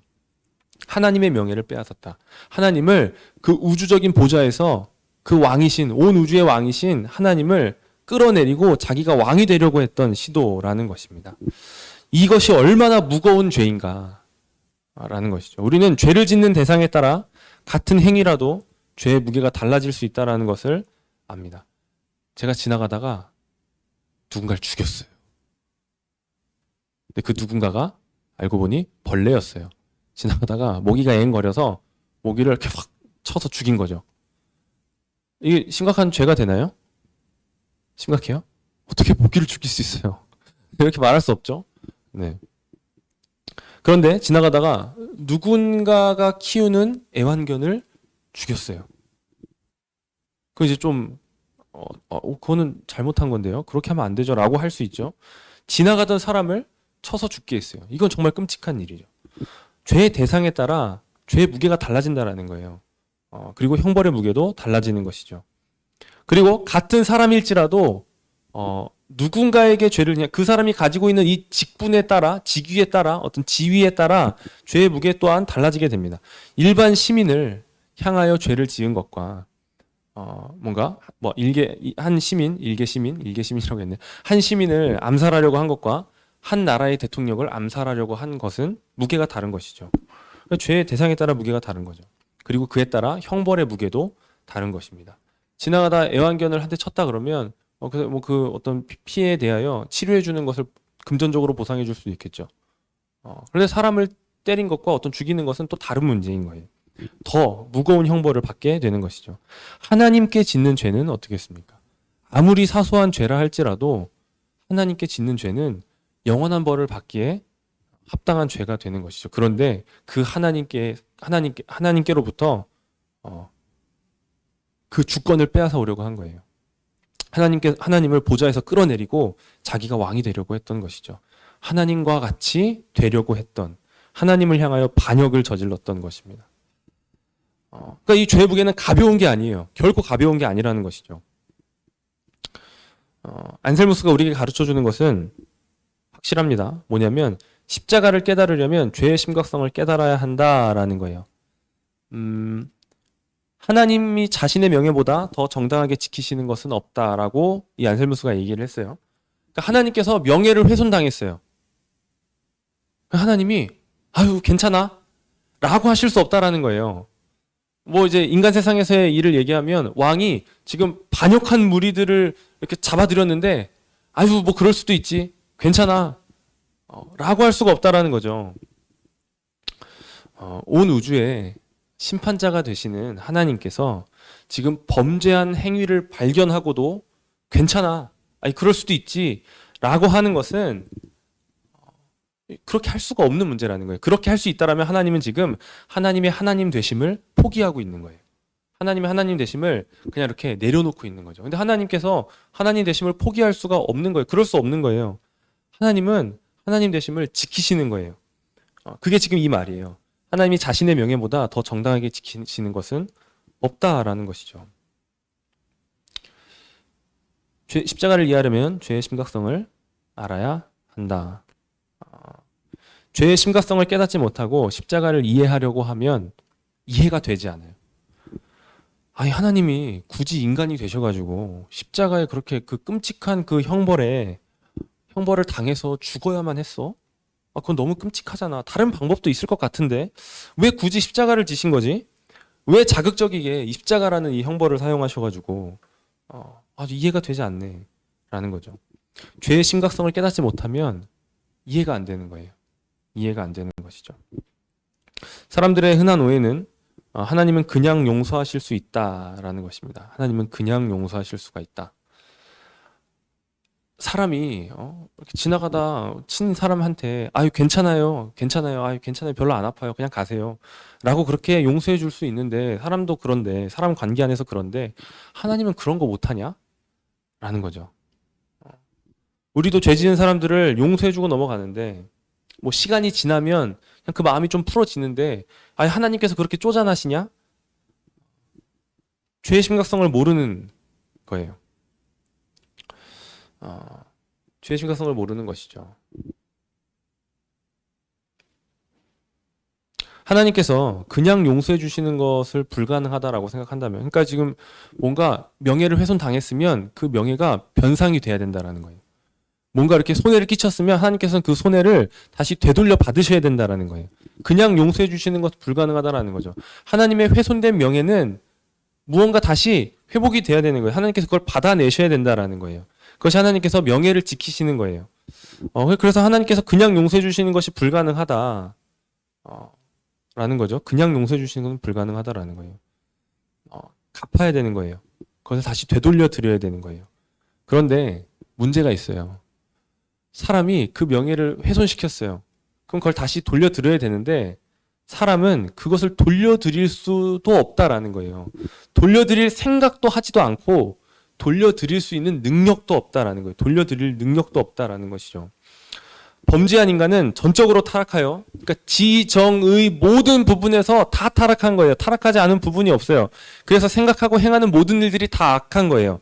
이것에 대하여 적나라하게 드러내어 주신 사건이 노아의 홍수 이전의 옛 세상이에요. 어려서부터 생각하는 것이 항상 악한 것이죠. 그 이후는 어떤가요? 그 이후도 똑같아요. 시편 14편 3절에 이렇게 말합니다. 선을 행하는 자가 없나니 하나도 없다. 죄인은 하나님께 죄를 지었다는 생각도 하지도 않고 그래서 스스로 갚을 생각도 할 수가 없는 것이죠. 우리가 하나님께 용서받는 일은 결국 불가능한 일이 되어버린 거예요. 불가능한 일이 된 거죠. 사람이 용서받는 건 불가능하구나, 한 거구나. 그럼 어떡하지? 그런데 여기서 안셀무스가 또 말하는 거죠. 인간이 죄를 지었기 때문에 그것을 변상할 대상은 반드시 인간이어야만 한다라는 거예요. 인간이 범죄한 것은 인간이 갚아야 된다라는 거예요. 아니, 인간은 못한다면서, 인간으로서는 불가능하다면서 또 그걸 인간이 갚아야 된대 라고 말하는 거죠. 인간이 지은 죄를 짐승의 죽음으로 대신할 수 없다라는 거예요. 인간이 지은 죄를 천사가 와서 대신 어떻게 할 수가 없다라는 거예요. 인간이 해결해야 된다라는 거죠. 그런데 인간은 불가능한 거예요.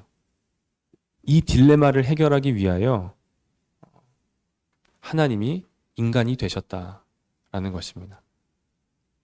인간이 해결해야 되는데 인간은 해결할 생각도 없고 해결할 능력도 없는 거예요. 하나님께 진 빚이 너무 거대한 거죠.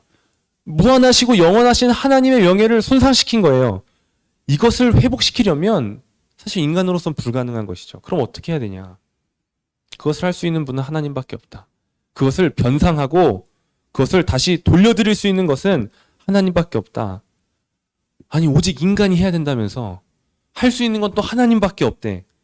그래서 하나님이 인간이 되신 겁니다.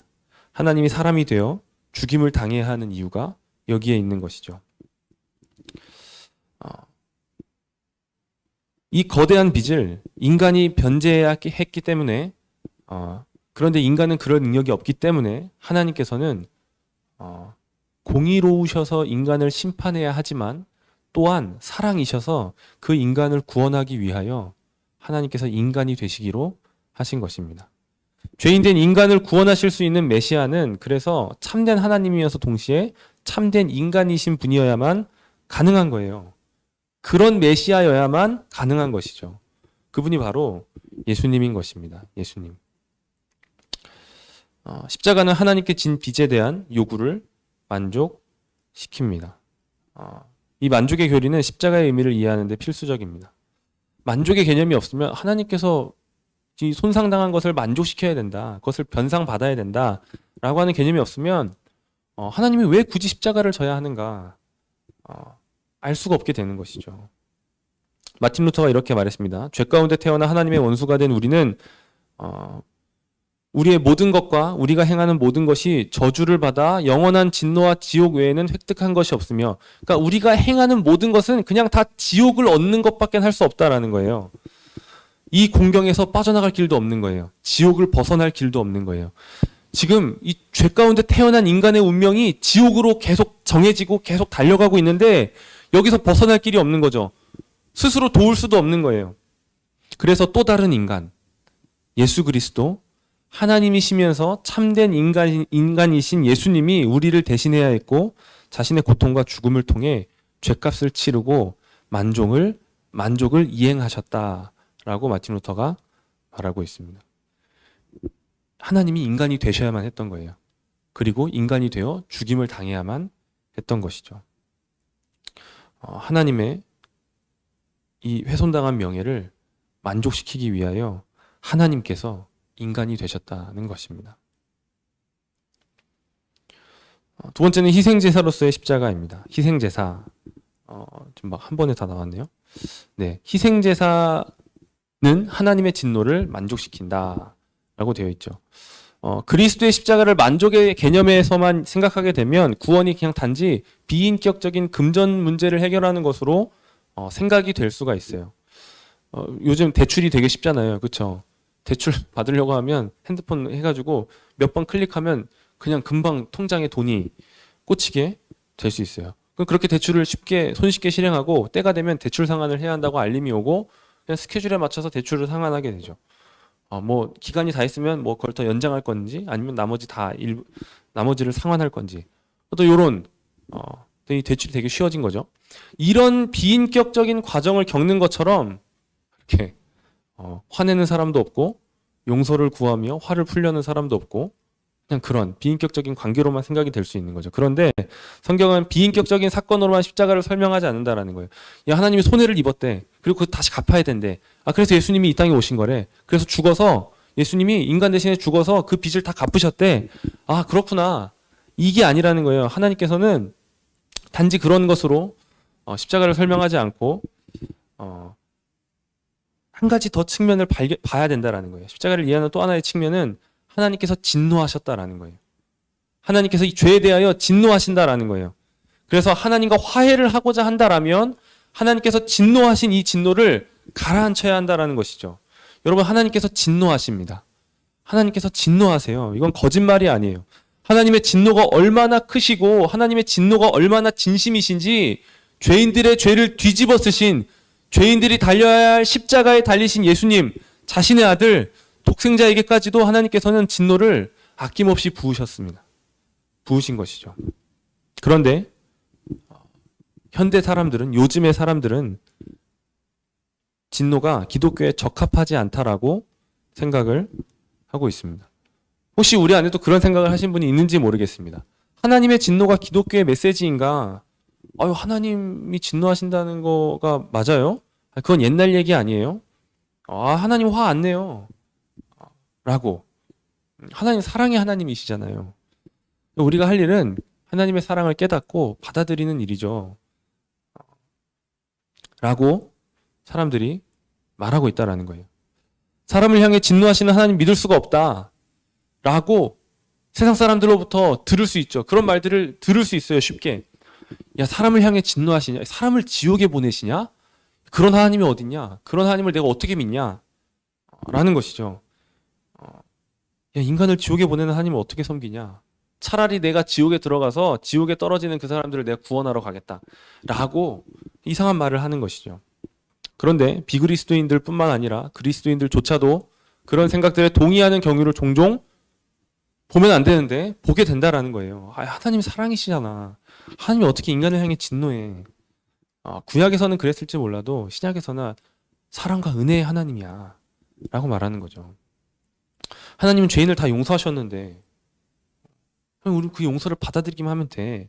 우리는 용서를 전하는 거지 라고 하는 거예요. 그런데 성경을 조금이라도 읽어보면 진노가 끊임없이 나오는 거예요. 하나님의 진노, 하나님께서 심판하신다라고 하는 것이 창세기부터 계시록까지 끊임없이 나오는 거예요. 뭔가 찾기가 어려워. 여러분 꼭꼭 숨겨져 있어서 아주 잘 보셔야 돼요. 이렇게 할 만한 게 아니라는 거예요.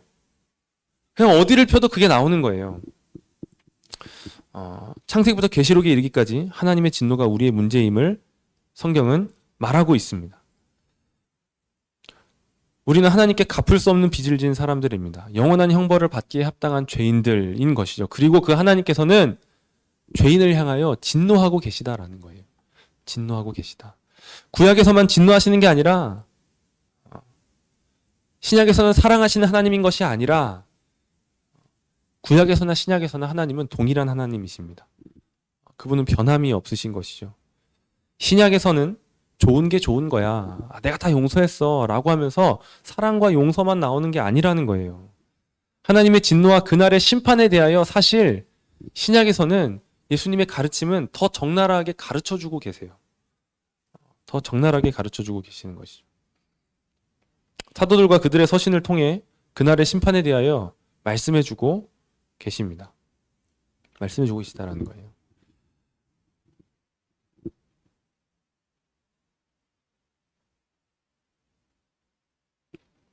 우리는 죄로 인해 하나님의 진노의 대상이 되었습니다. 에베소서 2장 3절에 지금 신자들을 향하여 쓰고 있는 에베소서의 말씀 중에 그 신자들의 이전의 상태를 말하면서 하시는 말씀이 있습니다. 사도 바울께서 전에는 우리도 다 그 가운데서 우리 육체의 욕심을 따라 지내며 육체와 마음에 원하는 것을 하여 다른 이들과 같이 본질상 진노의 자녀이었더니 라고.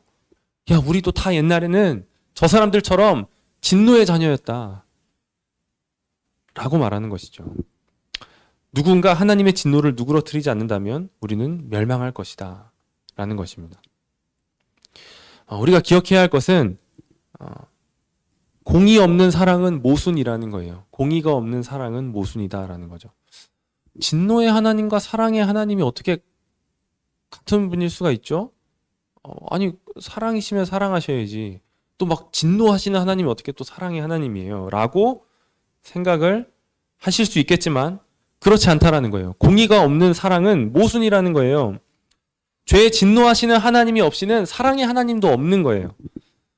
공의 없이 사랑을 요구하는 것은 모순이라는 것입니다. 여러분 어떻게 생각하시나요? 하나님이 진노하신다라고 하는 이것이 여러분의 마음을 어렵게 하나요? 하나님 사랑의 하나님이신데 하나님이 진노하신다고? 그러실 수도 있겠어요. 그런데 사실 그것보다 더 우리의 마음을 어렵게 하는 것은 뭐냐면 불의에 진노하지 않으시는 하나님이 우리의 마음을 더 어렵게 하는 거예요. 하나님이 진노하지 않으신데, 하나님이 불의와 죄를 보고도 진노하지 않으신데 라고 하는 것이 우리의 마음을 오히려 더 어렵게 해야 되는 거예요. 그래야 되는 거죠. 이제 재판정의 비유를 자주 하게 되는데, 이제 법원이에요. 재판석에 이렇게 있는 거죠. 판사가 있고 피고와 원고가 있고 이렇게 죄인이 있는 거죠. 검사가 있고 그런 거죠. 사형을 받아 마땅한 끔찍한 범죄를 저지른 범죄자가 이 재판석에 선 거예요. 서가지고 막 열변을 토하는 거죠. 자기가 왜 이런 범죄를 지었는지, 뭐 되게 막 심신이 미약했고, 뭐 좀 술을 마셨는지 정신이 없었고, 굉장히 그것은 계획적인 것도 아니고 충동적이었고, 지금 굉장히 반성하고 있다. 내가 왜 그랬는지 모르겠다. 막 하고, 막 이렇게 자기가 어떤 힘겨운 삶을 살았는지 막 얘기하는 거예요. 판사가 그 말을 듣고 끔찍한 범죄를 저지른 죄인이에요. 그런데 그 말을 듣더니 눈물을 훔치면서 야, 너 정말 어려운 힘든 삶을 살았구나. 내가 용서해줄게. 너 무죄야. 라고 땅땅땅 하면 거기는 사람들이 다 어떻겠습니까? 판사를 욕할 거예요. 판사를 욕할 거예요. 그냥 무고한 어린아이를 죽인 그 사람에게 그냥 그가 이렇게 막 울면서 말하는 것들을 듣고 난 사랑이 많은 판사라. 너를 용서해줘야겠다 하면서 너는 무죄다라고 말하면 다 욕할 것입니다. 다 욕할 것이죠. 공의를 제대로 집행하지 않는 판사를 향해 사람들이 야 정말 사랑이 많으신 판사시군요 라고 칭찬해주지 않는다라는 거예요. 욕하고 있는 거죠. 어떻게 판사가 그러냐. 공의로워야 하는 정의로워야 하는 판사가 어떻게 그러냐. 정의로운 판결을 내려야지 라고 말하는 것이죠. 그런데 세상 사람들이 이 세상 법정을 향하여서는 그렇게 말하는데 하나님을 향해서는 그렇게 말하지 않는 거예요. 야 하나님 어떻게 진노하시냐. 세상 법정을 향해서는 아니 지금 공의로운 판결을 내려야지 라고 말하는데 온 우주의 재판장이신 하나님께는 그렇게 하지 않는 거예요. 하나님이 진노하시냐? 야, 사랑이 없네. 사랑이 없네. 난 그런 하나님은 못 믿겠다. 너나 믿어라 라는 것이죠. 하나님은 이 세상의 그 어떤 판사보다도 공의로우십니다. 불의에 대하여 죄에 대하여 진노하시는 것이죠. 이 죄에 대한 진노를 빼고 사랑이 하나님이 돼야죠 라고 말하는 것은 말이 안 되는 거예요. 말이 안 되는 것이죠.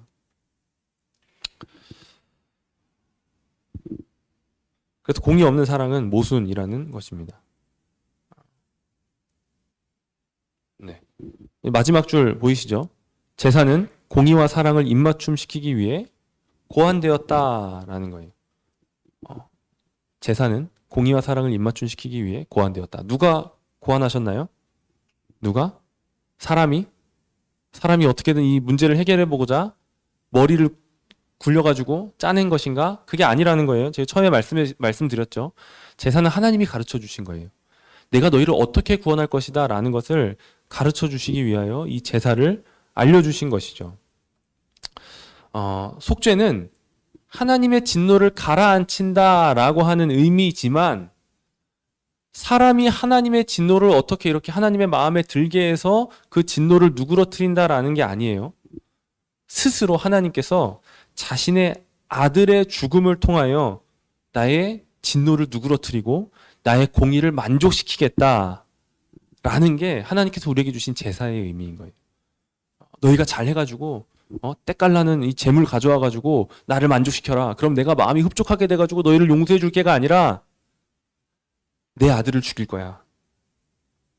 이것을 가르쳐주기 위한 제사라는 것이죠. 희생자로서의 십자가는 그런 십자가인 것입니다. 하나님은 하나님 자신의 사랑이 죄인들을 구하는 것으로 향할 수 있도록 스스로 죄에 대한 진노를 달래시는 거예요. 야 너희들이 나의 좀 진노를 누그러뜨려 봐라. 그래서 내가 너희를 향해 좀 사랑을 부어줄게. 이렇게 말씀하시는 게 아니라 스스로 진노를 누그러뜨리시고 스스로 자신의 아들을 죄인들을 대신하여 그 십자가에 달신 예수님을 죽이심으로 공의를 만족시키시고 내가 너에게 사랑을 부어줄 거야 라고 한다라는 것이죠.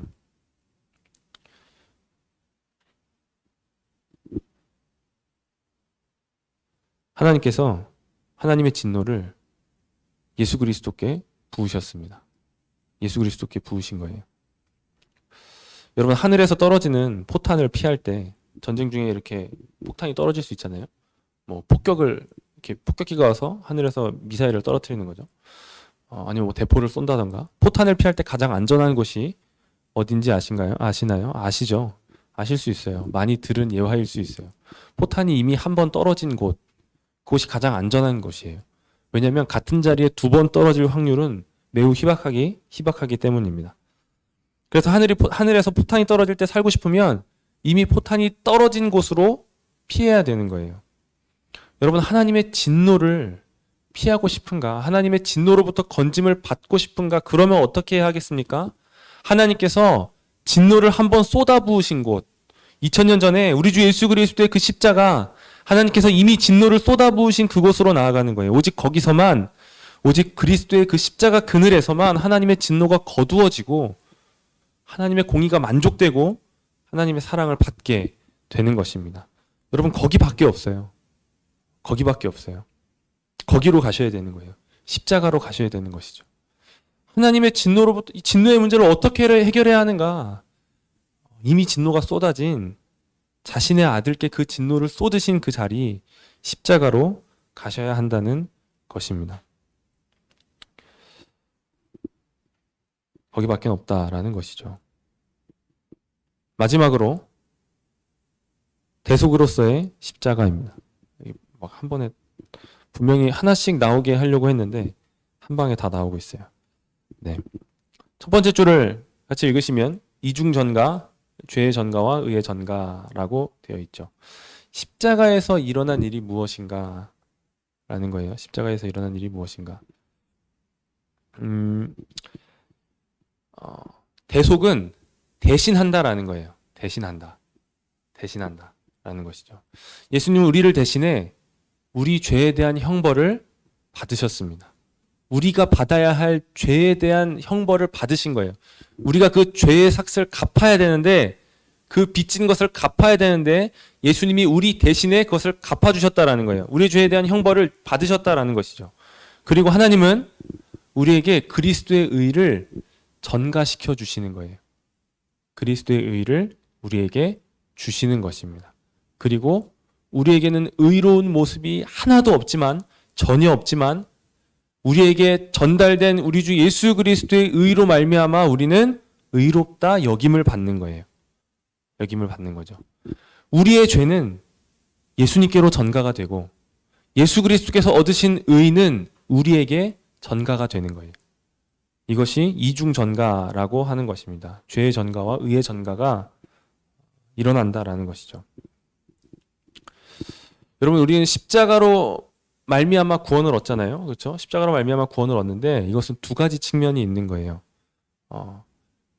죄에 대한 형벌의 문제가 해결돼야 하는 것이죠. 먼저 예수님 우리를 대신해 우리가 받아야 할 죄에 대한 형벌을 받으신 거예요. 그 십자가는 사실 우리가 달려야 할 십자가였던 것이죠. 그런데 우리를 대신해서 예수님께서 십자가에 달리신 거예요. 우리의 이름을 그 목에 걸고 예수님께서 저주받은 십자가에 달리셨다라는 것이죠. 이것이 첫 번째 측면이에요. 십자가로 말미암는 구원의 첫 번째 측면인 거예요. 우리가 받아야 할 죄의 형벌이 예수님께 부어진 거예요. 예수님께 우리가 받아야 할 하나님의 진노가 우리가 그 진노가 쏟아 부어져서 하나님의 공의를 만족시켜야 하는데 그 진노가 우리 주 예수 그리스도께 대신 쏟아졌다라는 것이죠. 그리고 나머지 한 측면은 무엇이냐면 그리스도께서 이루신 의를 우리가 받는 거예요. 받는 거죠. 율법에 대하여 완전히 순종하심으로 말미암아 율법의 모든 요구를 이루시고 얻어내신 의를 우리에게 주시는 거예요. 여러분 성경에 의를 얻는 방법이 나와요. 어떤 방법이 나오면 율법을 완전하게 행하면 의를 얻어요. 거기에 의가 있어요. 율법은 의롭죠. 그렇죠? 완전하게 행하는 거예요. 완전하게. 적당한 수준으로 율법을 행하는 것이 아니라 모든 율법을 완전하게 하나님께서 요구하시는 순종은 완전한 순종이거든요. 그래서 율법의 요구를 완벽하게 이행하면 의를 얻는 거예요. 그런데 죄인 중에는 그것을 할 수 있는 사람이 없는 거죠. 행한다라고 해도 부족하고 다 행할 수도 없고 하나를 어기면 전체를 어긴 것이 된다라는 것이죠. 그런데 예수님께서 예수님 이미 의로우신 분이에요. 그래서 스스로를 위하여 의를 얻어내실 필요가 없었어요. 죄인들을 위하여 율법의 모든 요구에 응하신 것이죠. 모든 율법의 요구에 완전한 수준으로 이 율법에 순종하신 것입니다. 그것을 통해 의를 얻어내신 거예요. 의를 얻어내신 것이죠. 그 얻어내신 의를 우리에게 백성들에게 자기 백성들에게 주신다라는 거예요. 이것이 복음의 하나님의 의가 나타났다는 것입니다. 우리가 하나님께서 만족하실 만한 의를 뭐 은혜를 힘입든지 아니면 뭔가의 수단을 쓰든지 해서 얻어서 이루어야 하는 것이 아니라 그냥 우리는 이 일에 완전히 실패했고 계속 실패할 것이고 오직 우리 주 예수 그리스도께서 율법에 완전히 순종하셔서 얻으신 그 의를 얻는 것밖에는 방법이 없다라는 거예요. 그것밖에 없다라는 것이죠. 요게 구원의 나머지 측면입니다. 첫 번째는 죄의 형벌이 죄가 전가되는 것이고, 두 번째 측면은 의가 전가되는 것이죠. 고린도후서 5장 21절에 이 이중 전가에 대해서 사도 바울이 이렇게 말씀하십니다. 하나님이 죄를 알지도 못하신 이를 우리를 대신하여 죄로 삼으신 것은 우리로 하여금 그 안에서 하나님의 의가 되게 하려 하심이라. 우리를 대신하여 죄로 삼으셨다. 그로 하여금 그 안에서 하나님의 의가 되게 하려 하심이라 라는 것이죠. 죄는 예수님이 가져가시고 예수님이 얻으신 의는 우리에게 주시는 거예요. 주시는 것이죠.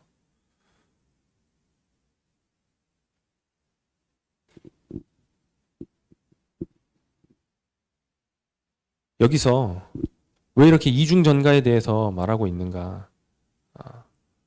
이 이중전가, 죄의 전가와 의의 전가를 우리에게 주시기 위하여, 이 은혜로운 일을 우리에게 주시기 위하여 예수님께서 하신 일이 바로 십자가이기 때문에 그렇습니다. 이 일이 십자가에서 일어나는 거예요. 십자가. 예수님의 삶은 완전한 순종의 삶이셨죠. 완전한 순종의 삶이셨는데 이 순종은 두 가지 측면으로 살펴봐야 합니다. 지금 두 번째 줄 보시면 순종의 수동적 측면과 능동적 측면이라고 되어 있습니다. 두 종류의 순종이 있다는 것이 아니라 예수님의 순종은 하나의 순종인데 두 가지 측면으로 바라볼 수 있다라는 거예요. 능동적 순종과 수동적 순종, 수동적 측면과 능동적 측면 이렇게 되어 있는데, 순종이 가져온 효과들에 대한 구별이라고 할 수 있어요. 그래서 그리스도의 순종의 어떤 죄값을 치르는 측면을 구별하여 그것을 수동적 순종이라고 하는 거예요. 죄값을 치르는 측면인 거죠. 수동적 측면은 죄값을 치르시는 거예요. 우리의 죄의 형벌을 예수님께서 대신 받으시는 그 측면을 수동적 측면이라고 하는 거예요. 죄를 대신 가져가셔서 죽임을, 그 죄인된 인간으로서 죽임을 당하셔야 했던 것이죠. 그것이 순종의 수동적 측면이에요. 능동적 측면은 무엇이냐? 어떤 공로를 얻어내는 측면이에요. 하나님의 의를 얻어내는 측면인 것이죠. 죄의 전가를 위하여 순종하신 것을 수동적 순종이라고 하고, 의를 위하여 순종하신 것을 능동적 순종이라고 하는 것입니다. 그가 우리를 대신하여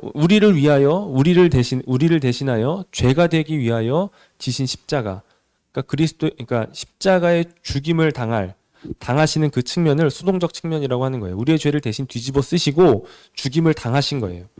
그리고 우리를 위하여 우리 대신에 의를 이루시기 위하여 지신 십자가가 그리스도의 능동적 순종이라는 거예요. 우리는 스스로 은혜와 협력하여 의를 이루어야 하는 것이 아니라 이미 이루신 의를 받는 것이죠. 그것이 그 의가, 예수님이 이루신 의가 우리의 것이 되는 것입니다. 지금 이 일을 십자가에서 이루셨다라는 거예요. 여러분, 칭의라고 하죠. 이 의롭게 여겨주신다. 그리스도의 의가 우리에게 전가되어서 하나님께서 이제 그냥 죄인된 우리를 그냥 보시는 것이 아니라 그리스도의 의가 덮여진 죄인으로 보는 거예요. 그래서 의롭다 여김받은 죄인이 되는 것이죠. 여러분, 죄인이 구원받으면 의인이 되는 게 아니에요. 죄인이 구원받으면 의롭다 칭함받은 죄인이 되는 거예요. 그런 거죠. 의로운 법적인 지위를 얻는 거예요. 이 칭의라는 것은 법적인 지위를 주는 거예요.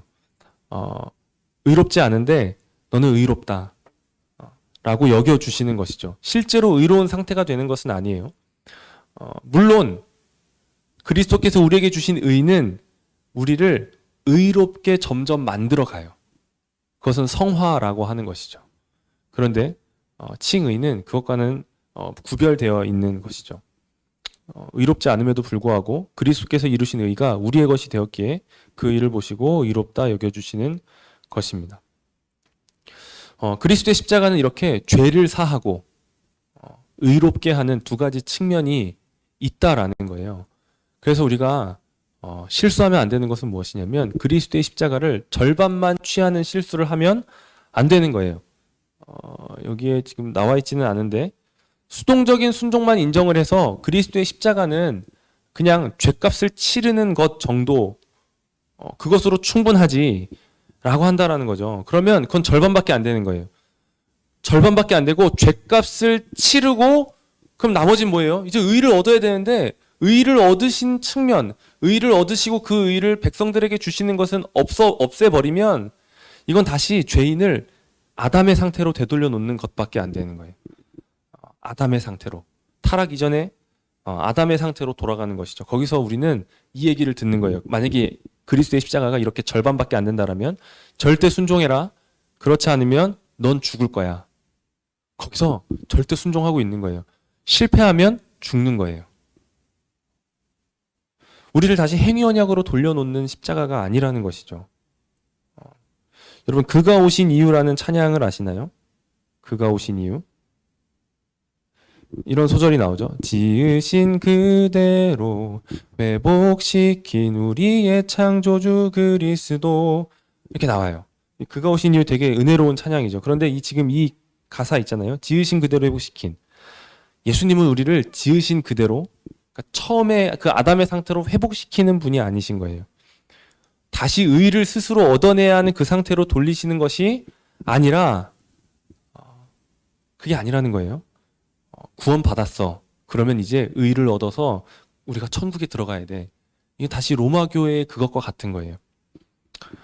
그래서 우리는 그리스도의 십자가의 나머지 절반, 능동적인 순종, 의를 얻어내셨다. 십자가의 순종은 의를 얻어내신 것이다. 그리고 그 의를 우리에게 주신다라고 하는 이 측면도 같이 받아야 되는 거예요. 그리스도의 의가 우리에게 전가되어 우리가 이제 그 의로움 안에서 하나님 앞에 설 수 있게 하기 위해. 그래서 우리에게 구원받은 사람이 여러분 그러잖아요. 죄를 지었으면 다시 구원받은 사람도 죄를 지을 수 있죠. 그럼 그때마다 여러분은 나는 이제 지옥에 갈 거야 라고 하시나요? 아닌 거예요. 그게 아닌 거죠. 그게 아닌 거죠. 혹시 여러분의 실수와 어떤 잘못들, 죄들로 인하여 그냥 뭔가 지옥에 빠지는 것 같은 경험을 하십니까? 여러분이 스스로 의를 이루어내야 되는 것이 아닌 거예요. 스스로 의를 얻어서 그것으로 천국에 가야 되는 게 아니라는 것이죠. 예수님께서 여러분을 위하여 이미 2000년 전에 이 땅에서 율법의 모든 요구를 만족시키시고 의를 얻어내신 거예요.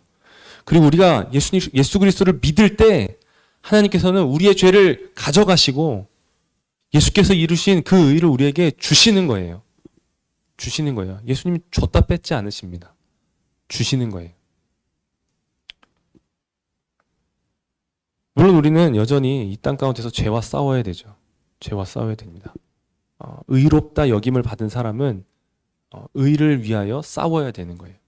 그런데 그렇게 의를 위하여 싸우다가 그러니까 죄를 거절하고 의로운 삶을 살기 위해 애쓰는데 그 삶이 실패해도 우리는 괜찮은 거예요. 다시 그리스도를 붙잡는 거죠. 나의 구원은 나에게 있는 것이 아닙니다. 예수 그리스도의 의가 나의 의입니다. 라고 하면서 가는 것이죠. 십자가에 달려 죽으시기까지 보이신 완전한 순종을 통해 예수님께서는 자신의 백성들을 향한 구원의 주권을 획득하셨어요. 획득하신 거예요. 그래서 예수님은 하나님께 당당히 요구하실 수 있는 거예요. 예수님이 뭐 이렇게 말하셨다라고 말할 수는 없지만 그냥 그렇게 생각을 할 수는 있는 거죠. 예수님께서 하나님께 이렇게 말하는 거예요. 내가 그를 위하여 죗값을 치렀습니다. 내가 그를 위하여 의를 얻었습니다. 내가 그의 죄를 가져갔고 나의 의를 그에게 주었습니다. 그를 구원하소서라고 당당하게 요구하실 수 있다라는 것이죠. 여러분 이것이 십자가에서 이루어진 일이에요. 십자가에서 이루어진 일인 것이죠. 우리 죄값을 대신 치르시기 위해 십자가에 죽임을 당하시고 우리를 의롭다 하시기 위하여 십자가에 죽으러 가신 거예요. 가신 거죠. 여러분 이 십자가가 없으면 십자가에서 그리스도께서 죽으신 게 가짜래 라고 하면 우리의 구원은 그냥 허공을 치는 거예요. 말장난인 거죠. 그냥 그렇다 치기로 하셨대가 되는 거예요. 진짜로 우리의 죄가 사라진 게 아니고 그냥 그렇게 믿는 것밖에 안 되는 거예요. 하나님께서 받아주실 의가 우리에게 실제로 있는 게 아니고 그냥 의가 있다 치는 거래 라고 믿는 것밖에 안 되는 거예요. 우리는 가짜를 믿는 게 아닙니다.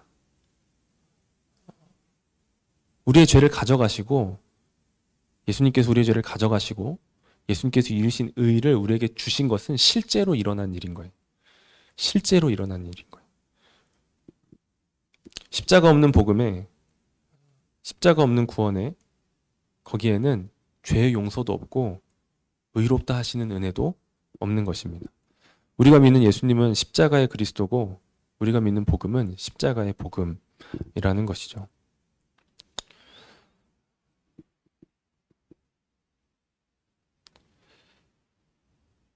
어느새 9시가 되었습니다. 이제 마칠 시간이 되었으니 마쳐야죠. 네.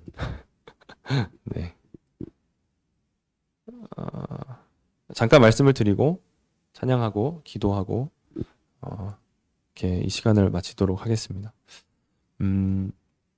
기독교의 핵심이 십자가다라는 것이죠.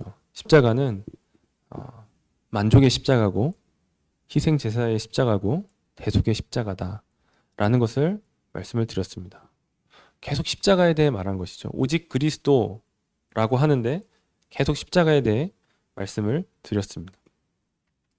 오직 그리스도는 우리의 유일한 구원자가 오직 그리스도밖에 없음을 가르쳐주는 것인데 그 그리스도가 어떤 그리스도냐 하는 것이죠. 무슨 일을 하신 그리스도냐. 그분은 어떤 일을 통해 우리를 구원하시는 유일한 구원자가 되시냐. 그분의 구원의 사역은 어떤 사역이었냐. 이게 문제인 거예요. 이게 문제인 것이죠. 예수님이 무엇을 위하여 이 땅에 오셨는가? 십자가라는 것입니다. 십자가. 예수님이 하신 모든 일을 그 일을 통하여 십자가를 바라보는 게 아니라면 의미가 없는 거예요. 그것은 예수님이 의도하신 게 아니에요. 예수님이 어떤 일들을 하셨어요. 그런데 그 일들로 십자가를 바라보지 않아요. 그럼 그건 예수님이 의도하신 게 아니라는 것이죠. 아무리 좋은 말을 하고 마음을 위로하고 뭔가 힘을 주고 소망을 주고 마음의 평안함을 주는 그런 말들이 있을지라도 그것이 십자가를 통과한 것이 아니라면 십자가 없이 그것이 주어지고 있다라면 아무리 좋은 말이어도 아무리 눈물 콧물 다 빼는 좋은 말이어도 예수님과 상관이 없는 거예요. 상관이 없는 거죠.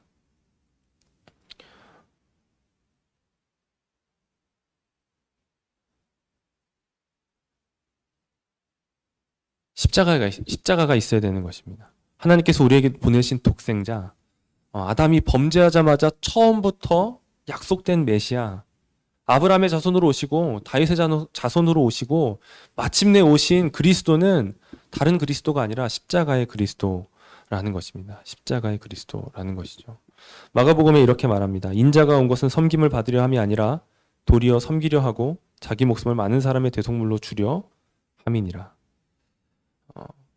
십자가의 그리스도를 우리는 그냥 기독교에 들어올 때, 기독교라는 종교를 가질 때 예수님이 십자가 졌대.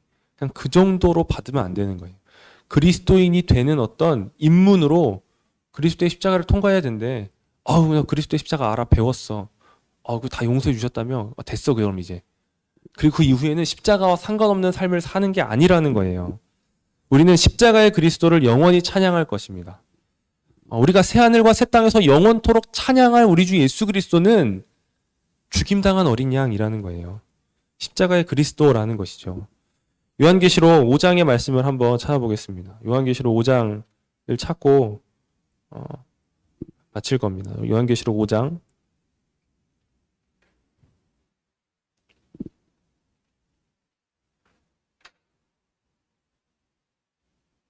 1절을 보시면 내가 보매 보좌에 앉으신 이의 오른손에 두루마리가 있으니 안팎으로 썼고 7인으로 봉하였더라. 2절 봄에 힘있는 천사가 큰 음성으로 외치기를 누가 그 두루마리를 펴며 그 인을 떼기에 합당하냐 하나 하늘 위에나 땅 위에나 땅 아래 능히 그 두루마리를 펴거나 보거나 할 자가 없더라. 이 봉인된 두루마리, 하나님의 이 구원의 계획을 실현할 사람이 능히 없는 거예요. 이 땅 가운데 능히 그걸 펴거나 보거나 할 사람이 없는 거죠. 그 인을 뗄 자가 없는 거예요. 그런데 5절에 이렇게 말하는 거죠. 울지 말아라. 그래서 그걸 보고 사도 요한이 막 우는 거죠. 뗄 자가 없다. 이 구원이 실행될 수가 없다. 이 구원의 계획이 실행이 될 수가 없다라고 하면서 우는 거예요. 그런데 장로 중에 한 사람이 내게 말하되 울지 말라. 유다 지파의 사자 다윗의 뿌리가 이겼으니 그 두루마리와 그 일곱인을 떼시리라. 그 일곱인을 떼실 합당할 이가 있다라는 거죠. 6절을 보시면 내가 또 보니 보좌와 내 생물과 장로들 사이에 한 어린 양이 서 있는데 일찍이 죽임을 당한 것 같더라. 7절 그 어린 양이 나와서 보좌에 앉으신 이의 오른손에서 두루마리를 취하시니라. 구원하실 이가 누구시냐? 이 죄인들을 구원하실 이가 누구시냐? 죄를 속하고 진리를 가르치고 이 모든 죄와 사망의 권세에서 승리로 이끌 그 왕이 누구시냐? 예수 그리스도시다. 그런데 그분이 어떻게 나타나고 있냐면 한 어린 양이 서 있는데 일찍이 죽임을 당한 것 같더라. 입니다. 죽임을 당한 어린 양인 것이죠. 우리는 이 예수님을 영원토록 찬양할 거예요. 죽임당한 어린 양, 그리스도를 영원히 찬양하는 것이죠. 여러분, 다른 그리스도는 없습니다. 다른 그리스도는 없습니다. 오직 십자가의 그리스도만이 참된 그리스도신 거예요. 오직 그리스도를 통해 하나님께서 우리에게 말씀하시고 있는 겁니다. 네가 붙들고 있는 그리스도는 누구냐? 어떤 그리스도를 붙들고 있냐? 십자가의 그리스도냐? 아니면 다른 그리스도냐? 내가 보낸 메시아, 나의 독생자는 십자가의 그리스도다 라고 말하고 있는 것이죠. 우리 안에 있는 다른 그리스도를 버리고 오직 그리스도, 그분은 십자가의 그리스도입니다. 그 십자가의 그리스도를 바라보는 우리가 되면 좋겠습니다. 함께 찬양하고 기도하겠습니다.